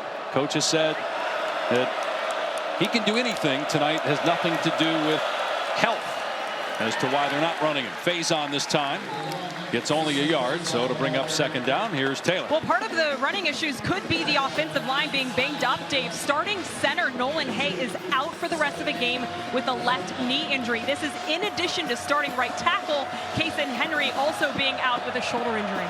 And Ray was inserted as a starter today because they're having some issues with Boaz Stanley in his snaps. And there's the first run for Sellers. The other times he was just sacked and pressured, and those were official run plays, but that's really the first time we've seen him out on the perimeter. And it's a nice job by Brady Hunt getting out in front and blocking little read zone. A nice job by Sellers identifying. He's got that extra blocker outside, gets to the perimeter, setting up third and very manageable. Rodney Newsom Jr. to Taylor's point, now you're starting center. Not Boaz Stanley, who started the first 3 games. He's staying at right guard. But a completely different offensive line than we've seen all year for this Gamecocks offense. Maybe 4-down territory based on where they are in the field. Sellers dropping back. There's a flag down. Sellers taking a shot and covered. for the ball is Jacobs, and he makes the catch inside the 5-yard line.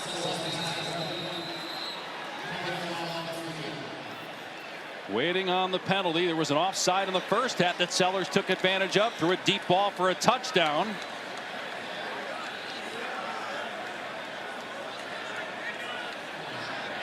Sellers just as curious as everybody what the call's going to be. There's still a conversation going on.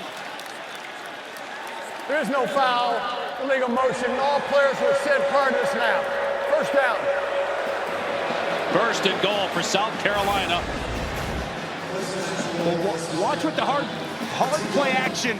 It brings Catalan down and sets up that one-on-one on the deep post, and Sellers puts plenty of air underneath the football. I love the way Jacobs tracks this ball in the air, works back to it, the concentration, gets those forearms underneath the football, and makes an outstanding catch down the field. He's got 116 receiving yards on the day. They'll go out of the eye.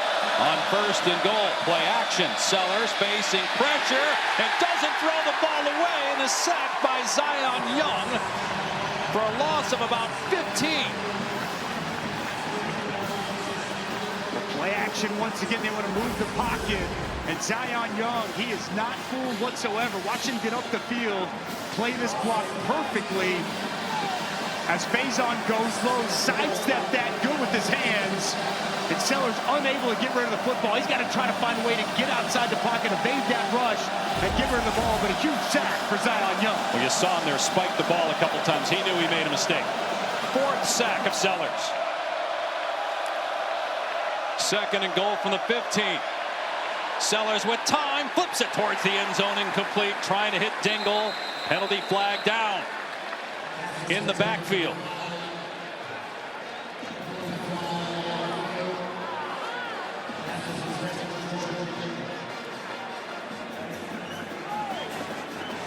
Left guard might get hit with a holding.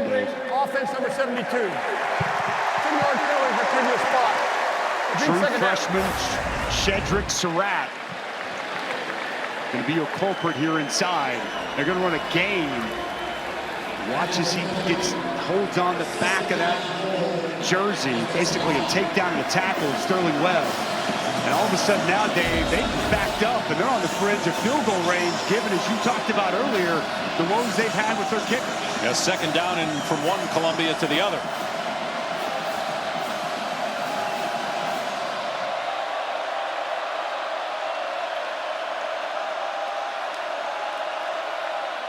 Design run for Sellers, trying to get a chunk of it back, but he's wrapped up and spun down after a gain of 2. It'll bring up third and goal from about the 23-yard line.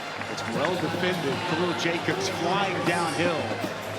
Staff was so excited about the addition of him in particular in a game like this.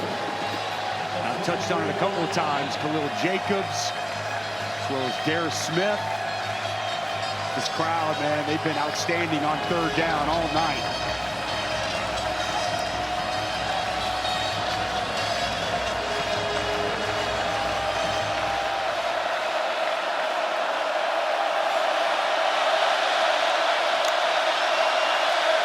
Facing a 4-man rush, Sellers, open receiver underneath is Nick Harbor, and he gets back to about the 12. It'll make it a shorter field goal here to try to extend the lead. It's a smart play there in third and really long. And as we talked with Shane Beamer, he just really, once they hit about 45 yards, was a little bit uncomfortable. I think it's a good identification by Lenore Sellers, finding Nick Harbor open underneath, and now chopping this field goal attempt pretty much in half. And anything inside of about 40 yards, it's going to be William Joyce as the kicker. Otherwise, the punter, Mason Love, will be the guy. This is a 32-yard attempt.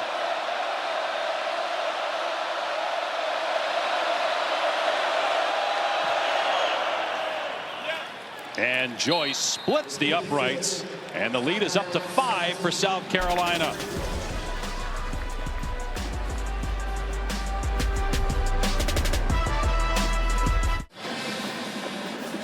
The most important factor in student achievement is the teacher in the classroom, and this is why, in honor of Extra Yard for Teachers Week, ESPN is celebrating the role of teachers and their dedication to supporting students' development.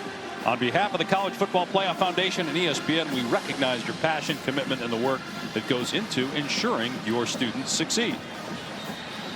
They passed Dusty Dvorak and Taylor McGregor in Columbia, Missouri. Missouri has a 13-game home win streak. This is their SEC opener, and they trail by 5 midway through the third quarter. South Carolina just added a field goal on the last possession. Be a touchback, and we'll start on the 25. So we donated $1,000 Donors Choose gift card to Elliott Battle Elementary to use towards resources for classrooms and students. And former Michigan State Spartan and current Missouri Tiger defensive end Zion Young was on hand with Dr. Kyra Young, the principal, to hand out the check. Love that. Zion Young just with a sack on that last possession on first down. Appreciate all of our teachers and educators out there. Nice night tonight here for Zion Young. Veteran player really stepping up for this defense. Ahmad Hardy running to the right to throw past the 30-yard line. Another broken tackle, and Hardy still going. Hand fighting down the sideline. Nobody can tackle this guy. Ahmad Hardy leads the country in forced missed tackles. Keegan Trost, and it's Brett Norfleet outside, and they're going to open up a lane on this outside zone. This is the staple of what Missouri likes to do. Trost gets to that second level, a kick out from Norfleet. And how good is Ahmad Hardy at making people miss? He's so tough to get a good shot on. Another explosive run for the Missouri running back. 103 rushing yards for Hardy on the day, 575 on the year. And this is week 4. Now, Brandon Cisse, starting corner for South Carolina, just went out of the game due to injury. See if Missouri looks to attack that position here. Instead, they'll keep it on the ground with Hardy. And this time, South Carolina gets into the ground, but still, it's 4 or 5 yards downfield. Good push off that right side. Continue to go right there behind Keegan Trost, Curtis Piegler, and the center, Connor Tollison, really does a good job getting good position on the interior of these defensive tackles. Few teams run that outside zone as well and consistently as what they do here at Missouri. Think about it. They had Keywan Lacey last year, who's now starring at Ole Miss. He transferred. Hardy comes in from ULM and has been terrific. Another broken tackle, and finally stacked up short of the line to gain for Ahmad Hardy, who in the offseason not only rides horses, he does it every single day in the summer. Also a big fisherman. Sometimes when he'll score a touchdown, he'll celebrate as if he's riding a horse or catching a fish. 6 straight games of 100 rushing yards and a touchdown, the longest active in the country. He is outstanding. Crazy to think, just 2 offers out of high school, Louisiana Monroe, Southern Miss, and this was just a perfect fit here at Missouri stylistically to what he did at ULM. Very similar scheme and similar success here in the SEC. Monkel Goodwine shaken up. Now, if the ball was spotted and Goodwine then went to the ground, it will cost South Carolina a timeout, which obviously could be huge in a close game. That's a new rule to avoid feigning injuries. So let's see if he presents himself as injured after the ball is spotted. Monkel Goodwine, center of your screen.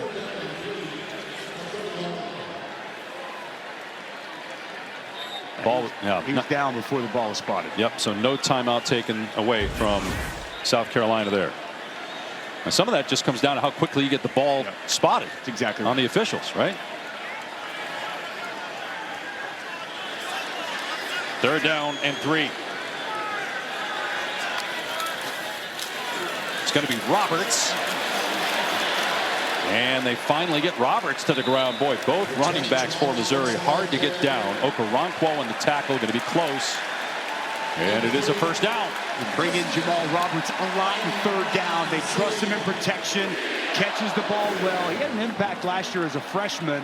And even with the emergence of Ahmad Hardy, still has a pivotal role here on this team. Nice, tough running there on 3rd down. Missouri is 24-5 in its last 29 games. That's the 4th best record in college football. But they're in a fight here at home against South Carolina.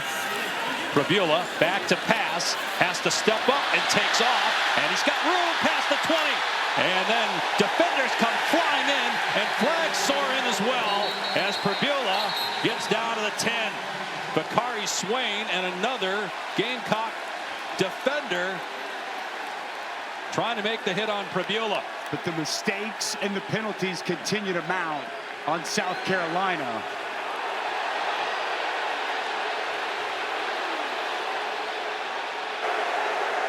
Dead ball, personal foul, unnecessary roughness, defense with targeting, defense number 4. Now that's really important Automatic first because down.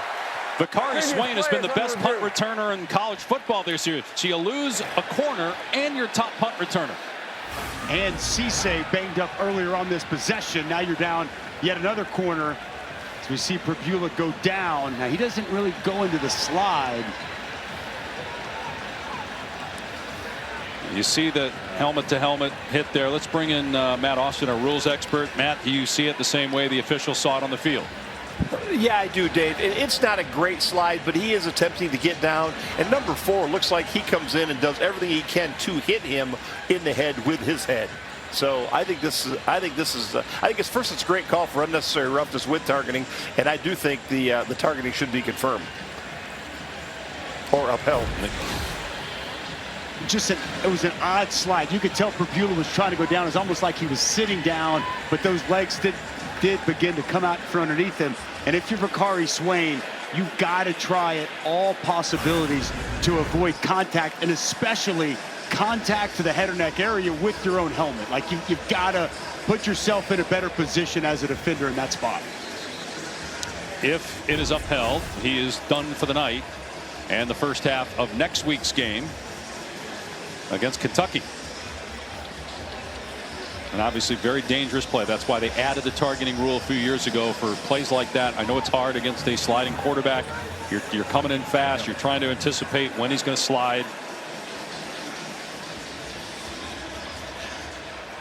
After further review, there is no foul for targeting. However, the dead ball foul for personal foul will be enforced after the goal on that first down. All right, Matt, why was this ruled not targeting with now a chance to look at replay? Well, the way I understand it is they don't think he was defenseless because of the slide. I disagree. I think we need to take better care of our quarterbacks, and just because it's a bad slide, he's definitely giving himself up. That's a bad hit we don't want in football, so I disagree with the call. I'm with you. I'm really surprised they overturned that. It's a dangerous play, but Swain stays out there. Still the penalty, though, just not for targeting, and it's 1st and goal on the 5. Give to Hardy. And again, Hardy keeps his feet moving, and he's into the end zone for the touchdown. Ahmad Hardy is unstoppable tonight.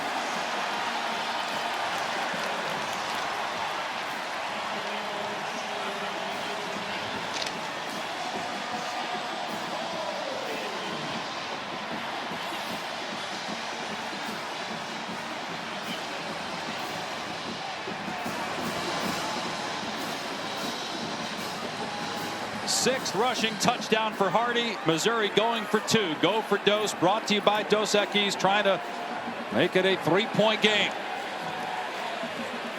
But again, Ahmad Hardy keeping the feet churning. Takes multiple defenders to even slow him down, and that wasn't enough to keep him from Pater. Here's Roberts, and he's wrapped up, and no good on the conversion. It remains a 1-point game. Missouri in front now. There's been nobody better in college football to this point at making tacklers miss than Ahmad Hardy. This is for the highlight reel. Dylan Stewart gets there first. He tries to get the first crack at him. Then it's a host of Gamecocks. He's got his back laying on the defenders. He rolls over, keeps the legs turning. Touchdown, Ahmad Hardy. Never gonna fall, never gonna fall, never gonna. Welcome back to the SEC on ESPN. What a great scene here in Columbia, Missouri, where the Tigers have taken a 1-point lead over South Carolina. Our college football rankings brought to you by Goodyear. Several top 10 teams not in action. Miami and Florida right now on ABC, and the Canes are up 13-0. Wow. How about Illinois, Indiana? Man. Wow, so that's an impressive night there in Bloomington at the Rock. And you got Connor Wesselman here, the drop kick. How many times do you see that anymore in college football? And taken on the 8-yard line by Holman. And he gets hit hard, and down he goes at the 25-yard line. Rodriguez, who's made some plays on defense, now with a special teams tackle. The rushing discrepancy in this ball game is staggering. 180 for Missouri, -2 for South Carolina. They've stayed in this ball game with deep shots down the field. Can they find any semblance of a running game here this final 20 minutes of this ball game? They've run 19 fewer plays than Missouri, in part because they can't run it. They tried Sellers some that last possession after not running it really at all in the first half. Attaway, the ball carrier, and through a little bit of a crease. They'll take that. It's about 4 yards there on first down. Trying to get something going to complement this passing attack. They like their matchups they've had down the field with these receivers and corners. They've got to find a way to establish a run game. Sellers off play action, gets rid of it the last second. Incomplete pass as he was being wrapped up by Zion Young. Well, Zion Young's having himself a ball game as he flexes after the nice play. Watch him here just stay square and put the pressure on Lenora Sellers. He's going to work down the line, and then he's going to get vertical immediately. Dusty, they're talking about whether this should be grounding. You saw the ball did not get back to the line of scrimmage. But look, there was a receiver in the area. He got hit. And his arm was getting hit by Zion Young. I'd be surprised if this was grounding.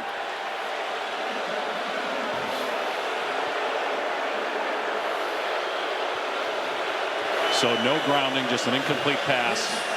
Receiver in the area, 3rd and 7. They're 2 for 6 on 3rd down so far in the game. Sellers has had good passing numbers, though, over 100 yards through the air on this down.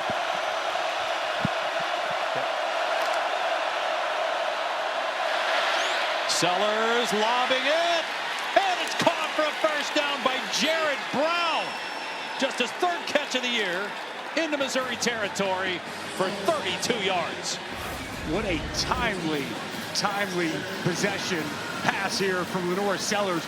That time they brought Brown out of the backfield, late to identify for Missouri, and I love the touch on the pass from Sellers. Back to the ground game, and Oscar Attaway, the 3rd. There's a penalty flag down. Attaway tackled by Nicholas Rodriguez again. Ball start on the offense. Not all 11 players were set for a full second. 5-yard penalty. It's first down. 10 penalties on South Carolina in the game. Coming off that loss to Vanderbilt last week, they were ranked 11th in the country. They had been in the top 10 after that Week 1 win over Virginia Tech. First time since 2014, coming off a 9-win season a year ago. And last week, their quarterback, Lenora Sellers, knocked out at the end of the first half, did not return. But he started and played every snap tonight. He's got 2 passing touchdowns. But now facing a 1st and 15 after the penalty.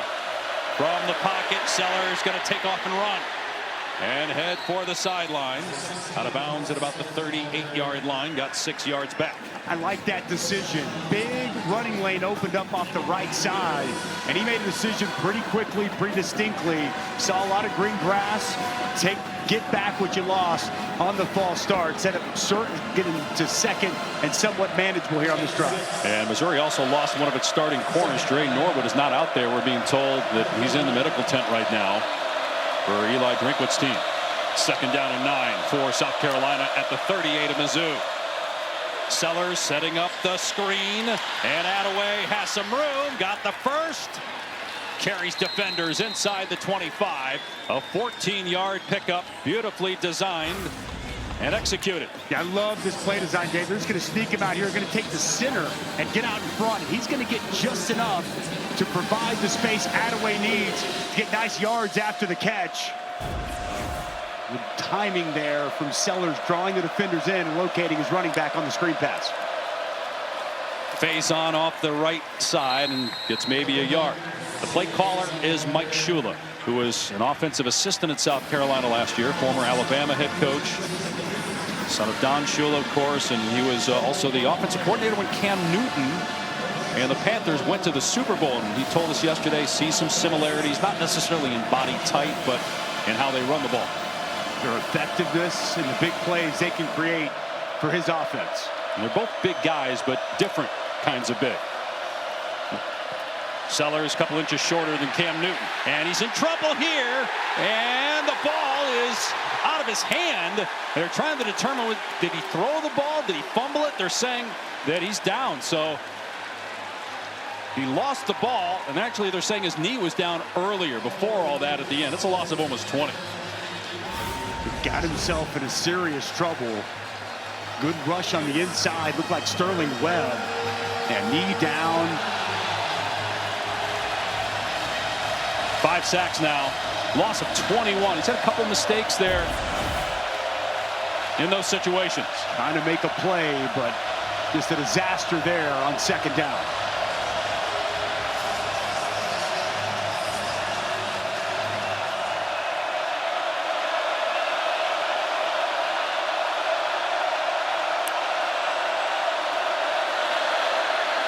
Sellers on the run again. Throws complete. And maybe into field goal range, although a penalty marker is down as Dingle made the catch. And it's going to be a hold on the left tackle. Damon Wilson with a good rush. Holding, offense number 74. 10-yard penalty, previous face. Please third down. I asked him. We haven't mentioned Damon Wilson's name much here today, but he does a really good job with his get off. And Josiah Thompson, it's kind of a takedown there on Damon Wilson, draws the flag immediately. And no doubt Eli Drinkwitz likes to take this penalty and back him up. 7 offensive penalties on South Carolina now in the game. And this is going to be 3rd and 37. And Shane Beamer took his microphone and just turned it the other way. What is he going to say? What is he going to add here to the play call on 3rd and 37? Frustration from Shane Beamer. They found themselves in a 3rd and 33 a week ago. This even worse. Trying to get back into field goal range. Sellers again being chased. And now launches it. And it's caught inside the 20-yard line. It's not going to be a first down, but they might have a decision to make. Nick Harbor on the grab.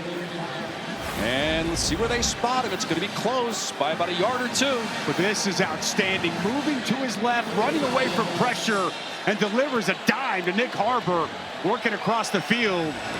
And this just tells you the lack of trust in the field goal unit. They're going to keep the offense on the field. And I'd love to see a design quarterback run in a spot like this.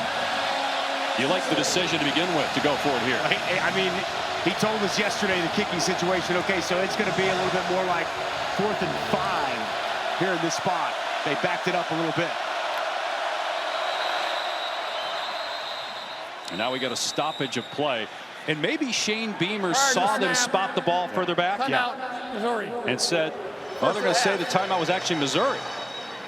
So timeout by Missouri. So that'll give Shane Beamer more time to think about what he wants to do. Because it is 4th and 4 now because they moved it back 2 yards.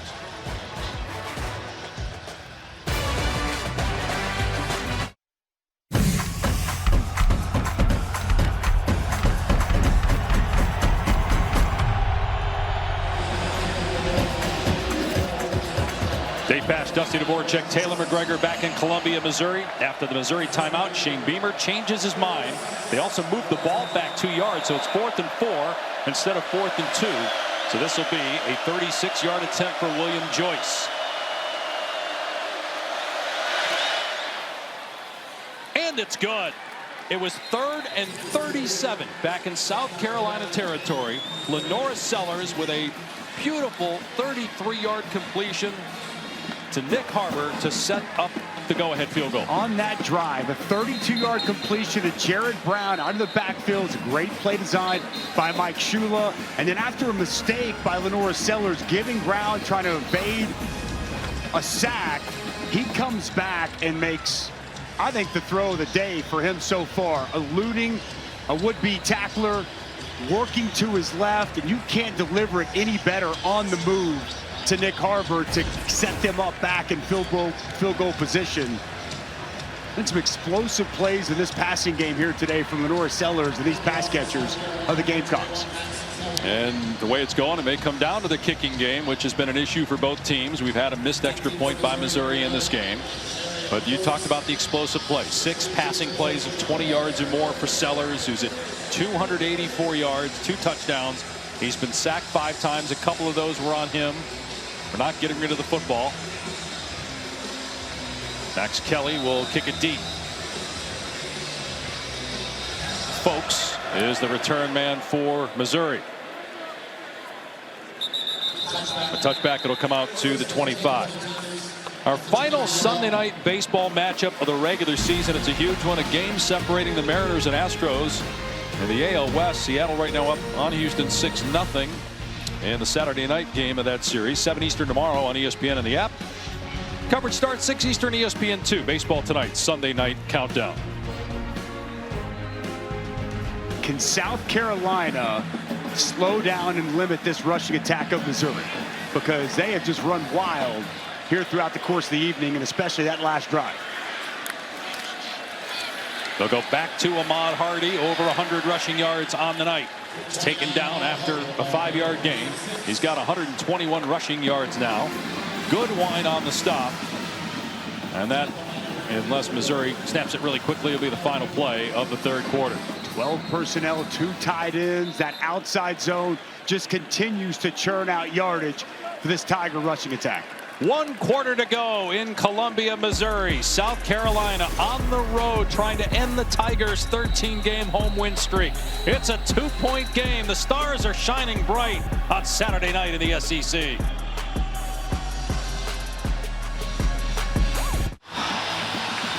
You're watching the SEC on ESPN. Moments ago, Taylor McGregor and Missouri coach Eli Drinkwitz. Coach, has been back and forth. What will this game come down to in the fourth quarter? Execution. I mean, it's just going to come down to execution. Who can force a turnover and who can finish running the ball. Thank you, Coach. Dave? Well, it was South Carolina, Taylor, that forced the turnover in the first half that led to a touchdown. They have a 2-point lead as we start the final frame. Play action for Pribula, the Penn State transfer, throwing on the move, complete. His favorite target tonight, Marquise Johnson, who's been targeted 8 times and has 7 catches now. He picked up 14 yards there. When you run the football, it sets up play action pass, going to run the boot, and unable to stay with them is Cisse back in the ball game. Executed perfectly. When you can run the outside zone, it sets up the boot. Good timing there for both Pribula to what's been his favorite target, Marquise Johnson. And handed off the 20th carry of the game for Ahmad Hardy. JT Greer got Hardy to the ground, but gain of 4 or 5 on first down. Hardy is over 125 rushing yards now on the night. It's zone to the right, play action, zone to the left. Not a lot of secrets in what's going on here and how Kirby Moore, offensive coordinator, is attacking this South Carolina defense. Clayton White, you just saw there, the defensive coordinator for South Carolina, trying to find an answer for Ahmad Hardy.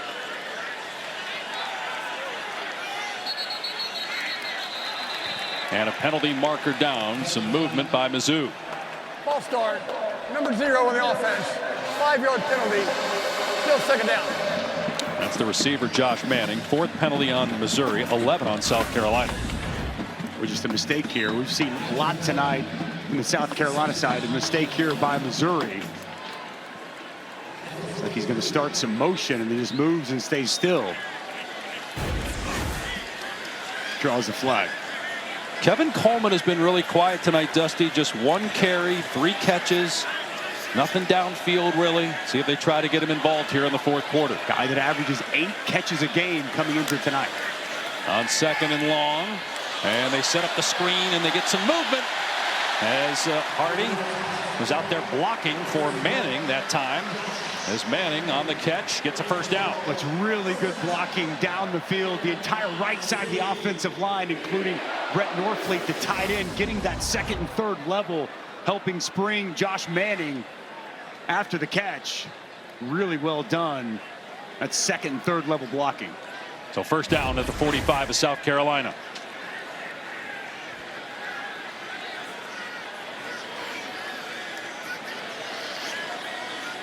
South Carolina with 8 in the box here. They'll run Hardy to the right, and again the offensive line gets good movement at the point of attack. And another good gain on first down, about 6 yards that time. Johnson on the tackle. Boy, Keegan Trost, watch him right here. He's working on one of the best defensive ends in the country, and Dylan Stewart. He's doing an excellent job all night. And it's so key that that right tackle is able to set up and set that edge in this outside zone running scheme. And it's been doing an excellent job all night. And once again, nice pickup on first down for Ahmad Hardy. He's replacing Armand Membu, a first-round pick of the New York Jets. Played right tackle for Missouri last year. Hardy, again, being patient, waiting for that hole to open, and will not go down. Got a first down. Missouri will have a fresh set of downs at the 35. 3 minutes into the fourth quarter, trying to extend the home win streak to 14 and win their SEC opener. They have their first 6 games this season here at home. First time that's happened in FBS since 1985. They have UMass and then Alabama before playing their first road game at Auburn on October 18th. Prabula hits Norfleet. It'll be a short game. Swain on the takedown. Yeah, this schedule could not have set up better for Missouri. And you saw it coming out, going all the way back to SEC Media Days. It was a big talking point and conversation. They've handled the schedule well so far in a fight here. First SEC matchup at home with South Carolina coming to town. And Ahmad Hardy, before that last play day, he said, "Feed me." The running back hungry for more carries here in this fourth quarter. He's got 22 of them already. Prabula to throw. In trouble, takes off, and instead of sliding this time, he just kept running. Some of the South Carolina defenders paused, and he got extra yardage, a gain of 11. This is so smart by Bo Prabula. He's going to recognize the 12 gear, freeze it right there, and when gear works inside, it's going to open up the outside for Prabula. Going to take advantage of that. He sees that green grass, and once again, when he gets north and south, nice speed, picking up the first down. 9th play of the drive. The Penn State transfer. And they get off to Ahmad Hardy inside the 20. We had a good talk with Bo Prabula yesterday for about 15-20 minutes. And you know, it's not easy transferring in and taking over for a guy like Brady Cook, who was a 3-time captain, a 3-year starter. And then you had the injury to Sam Horn, the battle with Prabula and Horn throughout camp. But it was pretty clear in our conversation with him and some of the other players and coaches that he won the locker room over quickly when he became a starter. With his work ethic, coming in, working, building relationships with the players. He is such a process-oriented, driven guy, prepared like he was a starter at Penn State. Now that he's gotten the job, he's taking it to another level. Jamal Roberts able to break a tackle inside the 10. Roberts heading for the end zone. It's a touchdown. Missouri back in front.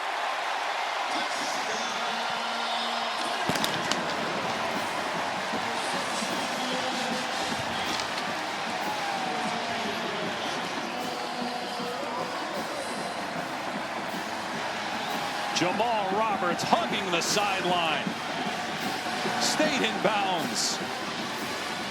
And the Tigers retake the advantage. I know we've talked a lot about Ahmad Hardy, but we mentioned it. There's a 1-2 punch here. Jamal Roberts with a tough piece of running. And a look from your progressive pylon cam coming right at you. The balance to stay in. Recognition where the sideline is. And Missouri going for 2 to try to make it a 6-point game. They fake the end around. Prabula keeps it, and he scores. 26-20 Tigers.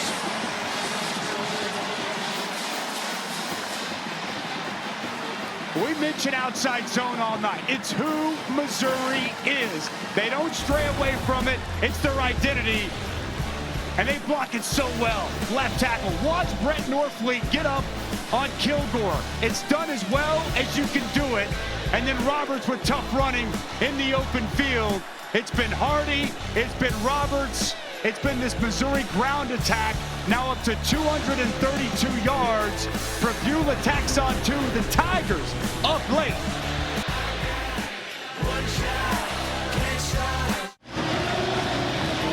We're back on ESPN College Football Primetime presented by Experian. Missouri up 6 after a touchdown and a 2-point conversion. Now Connor Wesselman with the drop kick. This is so hard to cover. It hits the ground. It's caught in midair this time by Holman, though. And Holman puts his head down, stacked up at the 30. Dave Pasch, Dusty Dvorak, Taylor McGregor here in Columbia, Missouri. And Lenore Sellers trying to lead his team back to victory like he did against Missouri at home last year with a game-winning touchdown in the final minute. Also trying to prove to many NFL executives that think he should be the #1 pick that he is worthy of that. He's had some great moments in this game tonight. 2 touchdown passes. He is 9 for his last 10 passing. Really stepped up here on the road from really the second quarter on. Has elevated his game. It's been explosive chunk plays down the field. And just no semblance of a run game to complement their passing attack. 5 sacks, -8 rushing yards. That ball is batted up into the air and incomplete, nearly picked off on the redirection by Trotter. It was intended for Brady Hunt. Tight coverage there by Nicholas Rodriguez, right off the fingertips of Brady Hunt. Took his eyes slightly off that football, unable to firmly secure it with his hands. Rodriguez in coverage. I mean, he's had a night for Missouri. Played so well. Just the 6th incompletion for Sellers. A swing pass here out in space. Faison able to slip a tackle and find some running room. And then he gets walloped by Burks after a gain of about 3. Well, this is so good by Faison just to get something. I mean, this is dead. Dalen Carnell is going to come down. He's going to beat the block from Brady Hunt. This is a loss of 4 or 5 yards, but Faison makes him miss. He's patient. Good job by Hunt regathering, getting a block just to get something on a play that had disaster written all over it.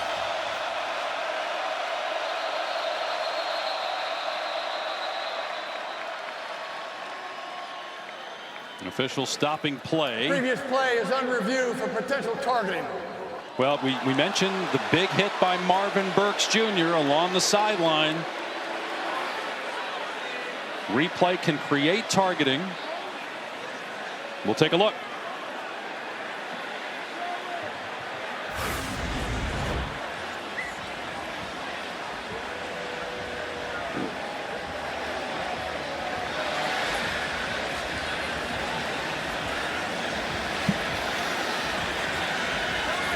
They're going to look at this for crown of the helmet for Marvin Burks, because clearly Faison is a runner, not protected, but you can't use the crown of your helmet anywhere on the field. And we can bring in Matt Austin here. Matt, I mean, that's what they're going to look at, right? This is just a question. Is this the crown of the helmet? Yeah, that's exactly right, Dusty. And it does look like the crown of the helmet to me. Now, they've narrowed the diameter or the radius up to 6 inches, but it does look, it make contact with the crown before his head turns to the side. Thanks, Matt. When a crown of helmet is involved, doesn't have to have a defenseless player in that situation. That's what it has to be, crown of the helmet, for it to be targeting. And it did look like targeting, but we thought there was one earlier in the game, and actually replay overturned the ruling on the field of targeting. And these calls, and for crown of the helmet targeting, it's as much to protect the defender as it is the offensive player. You really put yourself at harm's way when you duck your head like that and strike at the top of the helmet. The ruling on the field is upheld. There is no foul for targeting. It's third down. So we're 0 for 2. Well, it's a very close gray area. And as a former defender, I'm glad Marvin Burks Jr. is able to continue to play on. It's a dangerous play there when you duck your head the way that they do. So it's 3rd down and 7 for South Carolina on its 33, trailing by 6.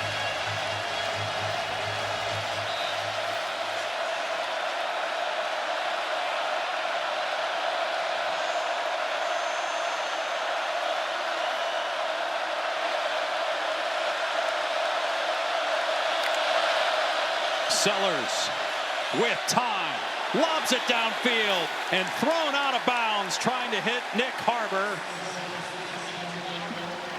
4th down, and South Carolina will have to punt it away. It was good clean pocket here for Lenore Sellers.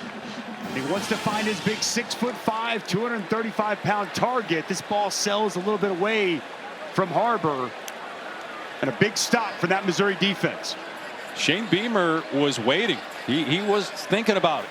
4th down and 7, thinking about going for it. He kept his punt team on the sideline. But yeah, you can't do that right now.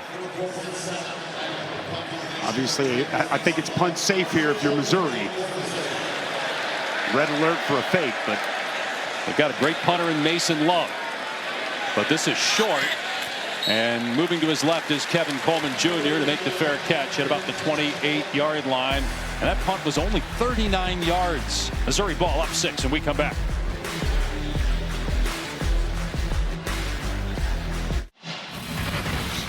Well, it's been the Ahmad Hardy show here tonight, and his ability to make people miss. You see the power running through that would-be tackler. How about Trost? How about Norfleet opening up? Not 1, not 2, not 3, not 4, but 5 missed tackles on that big 38-yard run. And how about this touchdown? Laying on defenders, keeping the legs moving, finding the end zone. He has been sensational. We asked him about the yards after contact and how he does it. He says he didn't know. Natural instincts. He's just been doing it his whole life. And he said Marshawn Lynch was the player that he grew up looking to try to mimic his game after. He looks beast mode here tonight for this Tiger offense. The reigning Walter Camp National Player of the Week. He'll be in the conversation again with what he's done here tonight. Trying to find some room off the outside. And he picks up maybe 2. A flag comes flying in as Okoronkwo made the hit at the 31. Holding offense number 86. 10-yard penalty in the previous spot. Big first down. That's a big penalty on Jordan Harris. Time now for our Aflac trivia question. Aflac. So Ahmad Hardy has 100+ rushing yards in 4 straight games. Who was the last player at Missouri to do that? Cody Schrader. Last year, you think? Well, it was 2 years ago. I mean, unless it happened last year, but I'm no. 2 years ago. Cody I think you're Schrader. right. Yeah, 2023. He had a phenomenal year. Went to the Cotton Bowl that year. They've won 10+ games each of the last 2 years for the first time in a decade. They've never had 3 straight of those.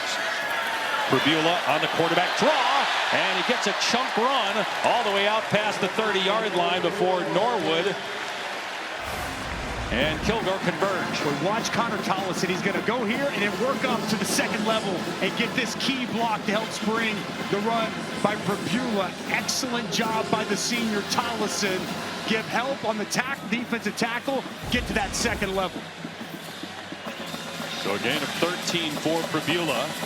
So it goes from 1st and 20 to 2nd and 7, midway point of the 4th quarter with Missouri up 6.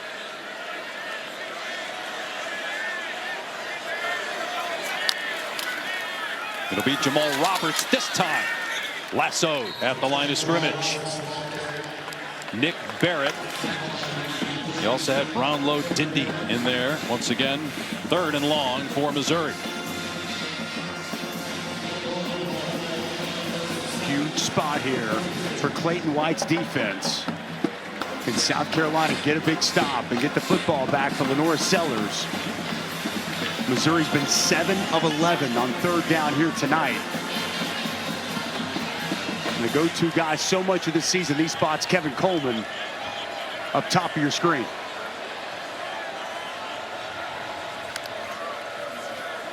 Prabula throwing high and incomplete.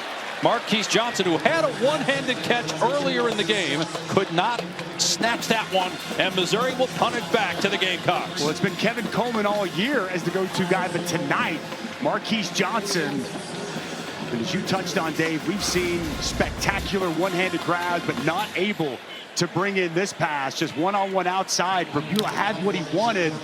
Pass just sailed ever so slightly, and a huge stop for South Carolina. And there's Vakari Swain. 3 punt returns for touchdowns this season, tying a school record. Will they kick it to him? There was contact to the punter, and a flag comes down. If it's running into the kicker, it's still 4th down. If it's roughing, it's a 1st down for Missouri. It was J.T. Gear that got to the punter, Connor Wesselman.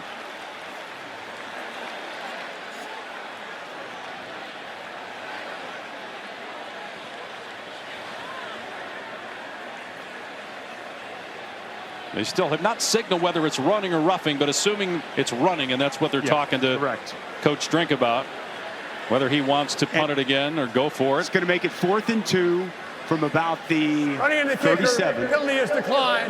Result in play, first down. So a little surprised they didn't punt it again. Give the punter another chance. It wasn't a great kick. So South Carolina will take over on its 31-yard line when we come back.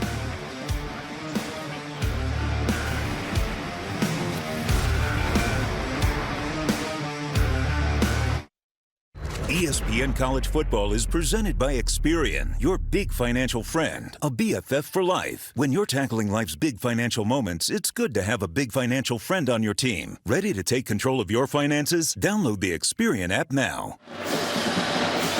South Carolina has lost its starting center, its right tackle, but they still have Lenore Sellers, who has dominated Missouri. 5 touchdown passes a year ago, 2 in this one, including a bomb, a 49-yard touchdown pass to Dre Jacobs. He added another touchdown pass. He's also been sacked a handful of times. They haven't really run him in this game, but it's in his hands, looking to take his team down the field and take the lead. Missouri missed an extra point in the first quarter, which could be huge. Design run for Sellers. Only the 3rd or 4th time we've seen that, but nowhere to go. Chased out by Hall for maybe a yard. They have completely shut down Lenore Sellers as a runner. Give a lot of credit to Corey Batoon, defensive coordinator. They have had a good plan. And Stephen Hall right there in perfect position to escort Sellers out of bounds after a minimal gain. Sellers preseason first team All-SEC after being the National Freshman of the Year last year. Many think the top quarterback in the 2026 NFL draft. Has not had any help from his run game, as you saw, -7 rushing yards. Back to pass, Sellers taking a shot downfield and almost intercepted. The defender Pride had a better chance at that than the receiver Nick Harbor, and it brings up 3rd and long. And with this, Lenore Sellers very fortunate here. Pride was never able to locate this ball, but he was much more in the vicinity of this football than Nick Harbor. And Nick Harbor looked like he kind of got lost, kind of throttled down the top of his route. We've seen Lenore's have a lot of success down the field, but Harbor unable to locate that football. And a long incompletion. Checking at the line.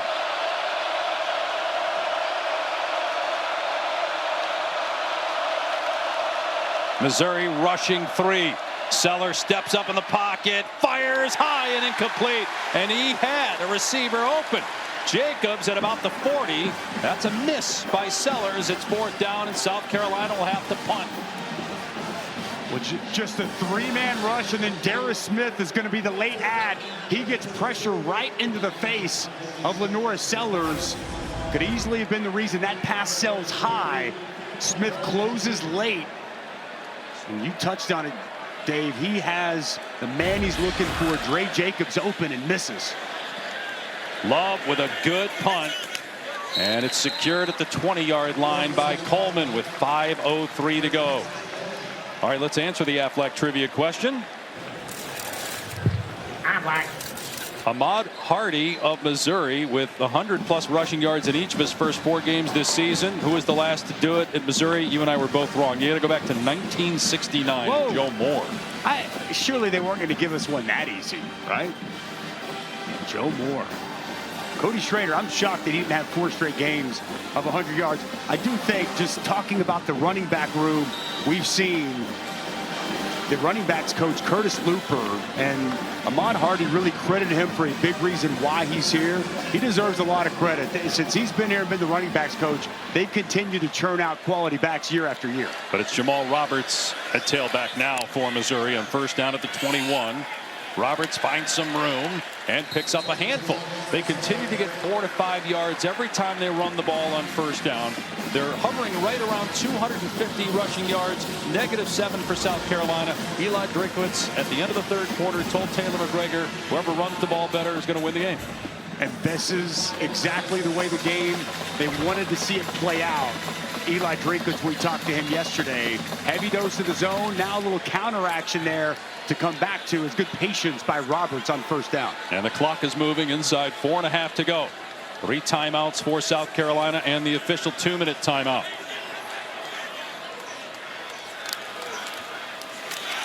Roberts again, and a great tackle.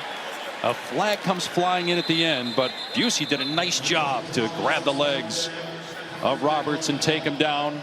Flag was thrown in the offensive backfield, and Missouri is backing up. Personal foul, hands in face, defense number 99. 15-yard penalty for them to run. Automatic first down. A couple of South Carolina or Missouri players thought it was a holding. They started to back up, but Brownlow Dindy with the hands to the face gives Missouri a first down. Brownlow Dindy working inside. Gets that right hand up in the face mask of 75 Richardson. And that's kind of been one of the stories of the night, Dave. The penalties continue to pile up for South Carolina. Easy call for the official. 12 penalties on the Gamecocks. And the clock moving inside 4 minutes to go now at the Missouri 42 with a fresh set of downs. And Ahmad Hardy, who's got 23 carries, back on the field. He had 25 against Kansas. Here's the quarterback, Pribula, keeping it himself, and he slides for a first down at about the 44-yard line of South Carolina. Again, you get that stretch going. Now watch, Stewart's going to close hard from the backside, and nobody's going to be out there on the boot. Naked boot from Pribula. Easy like Sunday morning. When you can establish the rushing attack and force that backside defender to just fly down the line of scrimmage, it really opens things up. They've been waiting on that, waiting on it, and really make the call at the perfect time. He's got 74 rushing yards to go with 171 through the air. Clock nearing 3 minutes to go. Can South Carolina get a stop? Roberts hammers his way down to about the 37 for 6 yards. Dylan Stewart on the tackle. Missouri milking the clock. Well, Dylan Stewart, he already got ejected from the last game. And I'm surprised he didn't draw a flag here toward the end of this. Whistle is blown. This play's dead by the time this happens. Not completely egregious, just unnecessary. He could be a little bit smarter given what happened at the end last week. Well, coaches just took him out. 2nd and 4 at the 37. Run it between the tackles.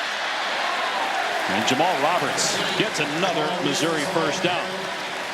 Roberts, a redshirt sophomore from St. Louis, has been just as effective running the football, as Missouri's going to let it go down to 2 minutes, and really it comes back to South Carolina now. Got to hope that they can get a stop and that Missouri misses a field goal or turns it over. The Tigers in command right now with 2 to play. Up 6. By Factor. Dave Pasch, Dusty Dvorak, Taylor McGregor back in Columbia. Well, Missouri's starting left tackle Caden Green, a captain, transfer from Oklahoma, got hurt in practice this week, has not played. Yet Missouri is still rushed for 276. The offensive line has been outstanding. Eli Drinkwitz told me earlier this week, whoever wins the line of scrimmage will win this game. The Missouri offensive line has been a huge factor all night. Jamal Roberts with room, busts it to the outside. Shoved out of bounds inside the 20. It's a first down for Missouri with 1:54 to go. And South Carolina trailing by 6, needing a stop. Well, it's going to be down block, pull the backside offensive guard, and watch this lane that opens up back to the left. The counter hits perfectly, and it's once again Brett Norfleet with another key block as well. Norfleet got hurt a little bit earlier in the game, but is back out there. Excellent pass catcher, very involved in the ball game. And Roberts got shoved out, so that stops the clock. That helps South Carolina.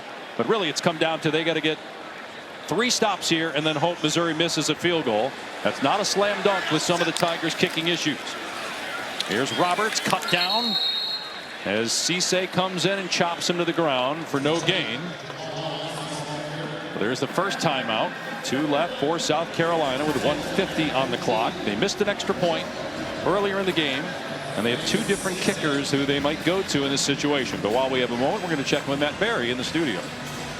All right, Dave Pasch, we'll get it right back to you. I've got our All-State Good Hands play of the day, and it comes courtesy Orion Wingo by way of Arch Manning. Wingo a big night, Arch a big night, 18 of 21, 309 yards and 3 touchdowns. Texas rolling 48-0. Well, maybe that'll take some of the criticism off of Arch for now. They need that. They hit a bye this week, then they got to go to Florida.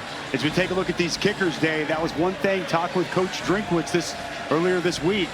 He didn't feel great about where they were as far as the kicking game goes. Still some work to do for South Carolina to force that field goal try. And you get 4th and short. Missouri may elect to go for it. Try to win the game with the offense on the field. Well, that Jamal Roberts going out of bounds, that cost him quite a few seconds and now gives South Carolina at least another opportunity with those timeouts to get a stop here and make this interesting at the end. Quarterback keeper Pribula in trouble and tackled for a loss of 2 by Brian Thomas Jr., whose dad, Brian Sr., played 11 years in the NFL with the Jets. So 1 timeout left, 3rd down and 12. Robert Meyer replacing the injured Blake Craig. Harrison Meebus was so reliable as the kicker for Missouri. They thought Craig was going to be the guy who got hurt in the opener. So Meyer, the true freshman, his 2nd missed extra point of the season. That's why it's only a 6-point game right now.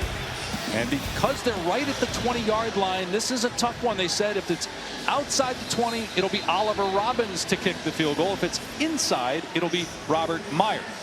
First question is, do you throw the ball here if you're Missouri and try to win the game with your offense on the field on 3rd and 12? I expect they run the football in this spot, Dave. This has been the calling card for who they are. They've run it for 289 all night. I would expect they keep it on the ground here. And at the very least force South Carolina to use that final timeout. Ahmad Hardy, 23 carries, 141 yards and a touchdown. Jamal Roberts, 12 carries, 73 yards and a touchdown. Bo Pribula, the quarterback's had a good day rushing, 72 yards. And he's also had a good day passing. Well, they let him throw it on 3rd down and 12 or force South Carolina to use a timeout. It's an end around and no running room for Kevin Coleman. He's tackled back at the 22 by Cisse. South Carolina will use its final timeout, and that field goal just got a little longer. And perhaps Missouri fans got a little more nervous. And that's why I expected a run so they wouldn't have a negative play, but that's exactly what they get. You see Coleman back on the end around, and this is just an outstanding play by Cisse. Keeps this outside shoulder free, stays outside Tollison, goes low, gets the legs of Coleman, and gets a very important tackle for loss. So it's going to be about a 40-yard field goal try. We would imagine it will be Oliver Robbins, his first field goal attempt. Well, he's got Robert Meyer out there. So again, he told us if it was inside the 20, it would be Meyer. If it was outside the 20, it would be Robbins. But Meyer did make a couple of short ones earlier, 22 and 23 yards. They're going to trust him here on a 40-yard attempt. Basically put the game away here with 1:39 to go. The true freshman from Colfax, California, to make it a 2-possession game.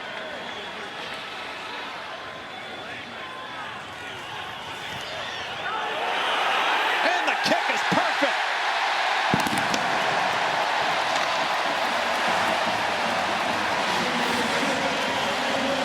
What a moment for the true freshman. Just sealed the deal here in Columbia. High pressure situation, and Robert Meyer is perfect. Good snap, good hold, and struck right down the middle. Never a doubt off the foot of Robert Meyer. What a moment for the young kicker. And Missouri has outscored Lenora Sellers and South Carolina 11-0 here in the 4th quarter. And now it comes down to South Carolina needing 2 scores. So whether that's getting down the field quickly and trying a field goal or getting into the end zone, they're going to have to recover an onside kick and score again as well.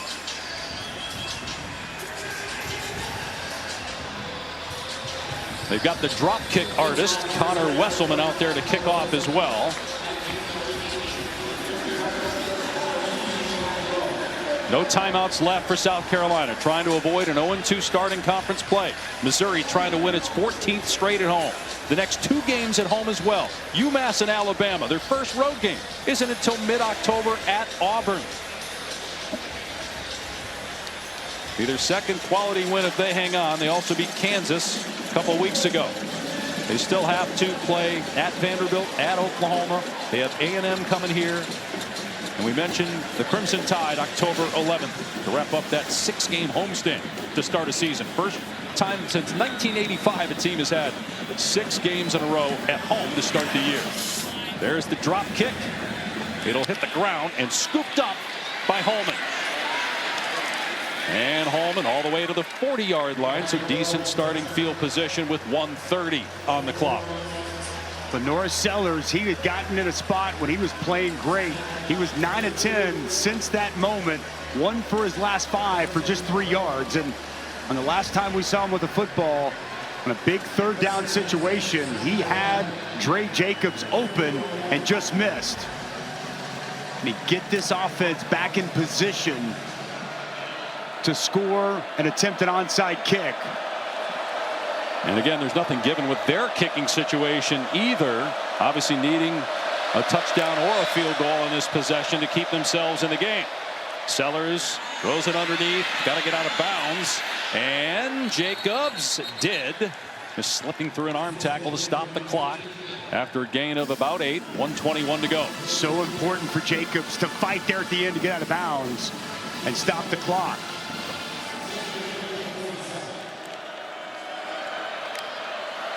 Four-man rush. Sellers again throws short, and it's dropped as Harbor turned upfield to run. Clock would have stopped after the catch and tackle. There is a flag.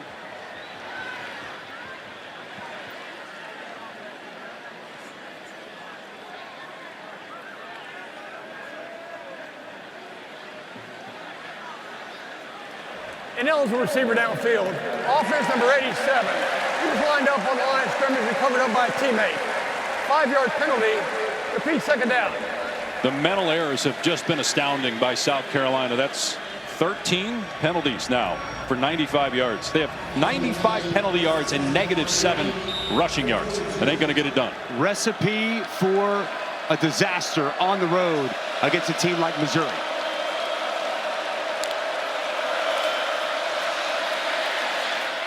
On the crossing pattern. Got to get a first down for Jacobs or get out of bounds. He did neither. The clock is running. 1:08 and counting. It's 3rd down. South Carolina's got to go fast. It's a good tackle by Trotter, but Jacobs has to get north and south and recognize he's got to get that first down. 55 seconds left. Sellers. And throws it out of play. Trying to sidearm it to Faison. Now it's 4th down. 52 seconds left. No timeout. South Carolina down 9. Pressure coming in the face of Lenora Sellers, Zion Young, Chris McClellan. And it comes down to this.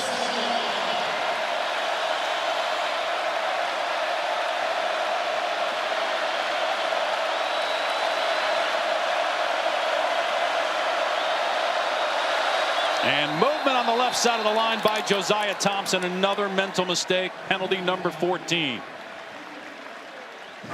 False start. Offense number 74. 5-yard penalty. 4th down. Look, Lenora Sellers was considered a Heisman candidate going into the season. Without a run game, all the mental errors as well. It's awfully hard to live this way. It's going to be tough. It's going to be very tough. And Josiah Thompson just trying to get that good start on Damon Wilson, and another penalty for the Gamecocks. Now Sellers is certainly good enough to pick this up, but he needs some help. He had a drop earlier by a receiver. And Harbor taken down well short of the line to gain. Missouri takes over on downs with 46 seconds left. And it's Josiah Trotter with the takedown. But Josiah Trotter, just another one of these new Missouri Tigers that this staff was able to identify in the portal. And it's going to be Nick Harbor working across the middle. And Josiah Trotter, once again, with a quality open field tackle. Second one on this possession as he rallies up and takes Harbor to the ground. The head coach loves it. It's a tough, physical football team, and the Missouri Tigers, they believe in their running attack, their physicality along the line of scrimmage. They've made some nice additions on the defensive side, Dave. We've talked a lot about this schedule. This is a team to keep an eye on and watch for throughout the course of this season. And what Eli Drinkwitz is doing is pretty remarkable. The 14 now game winning streak they've got at home, what he's done since 2023.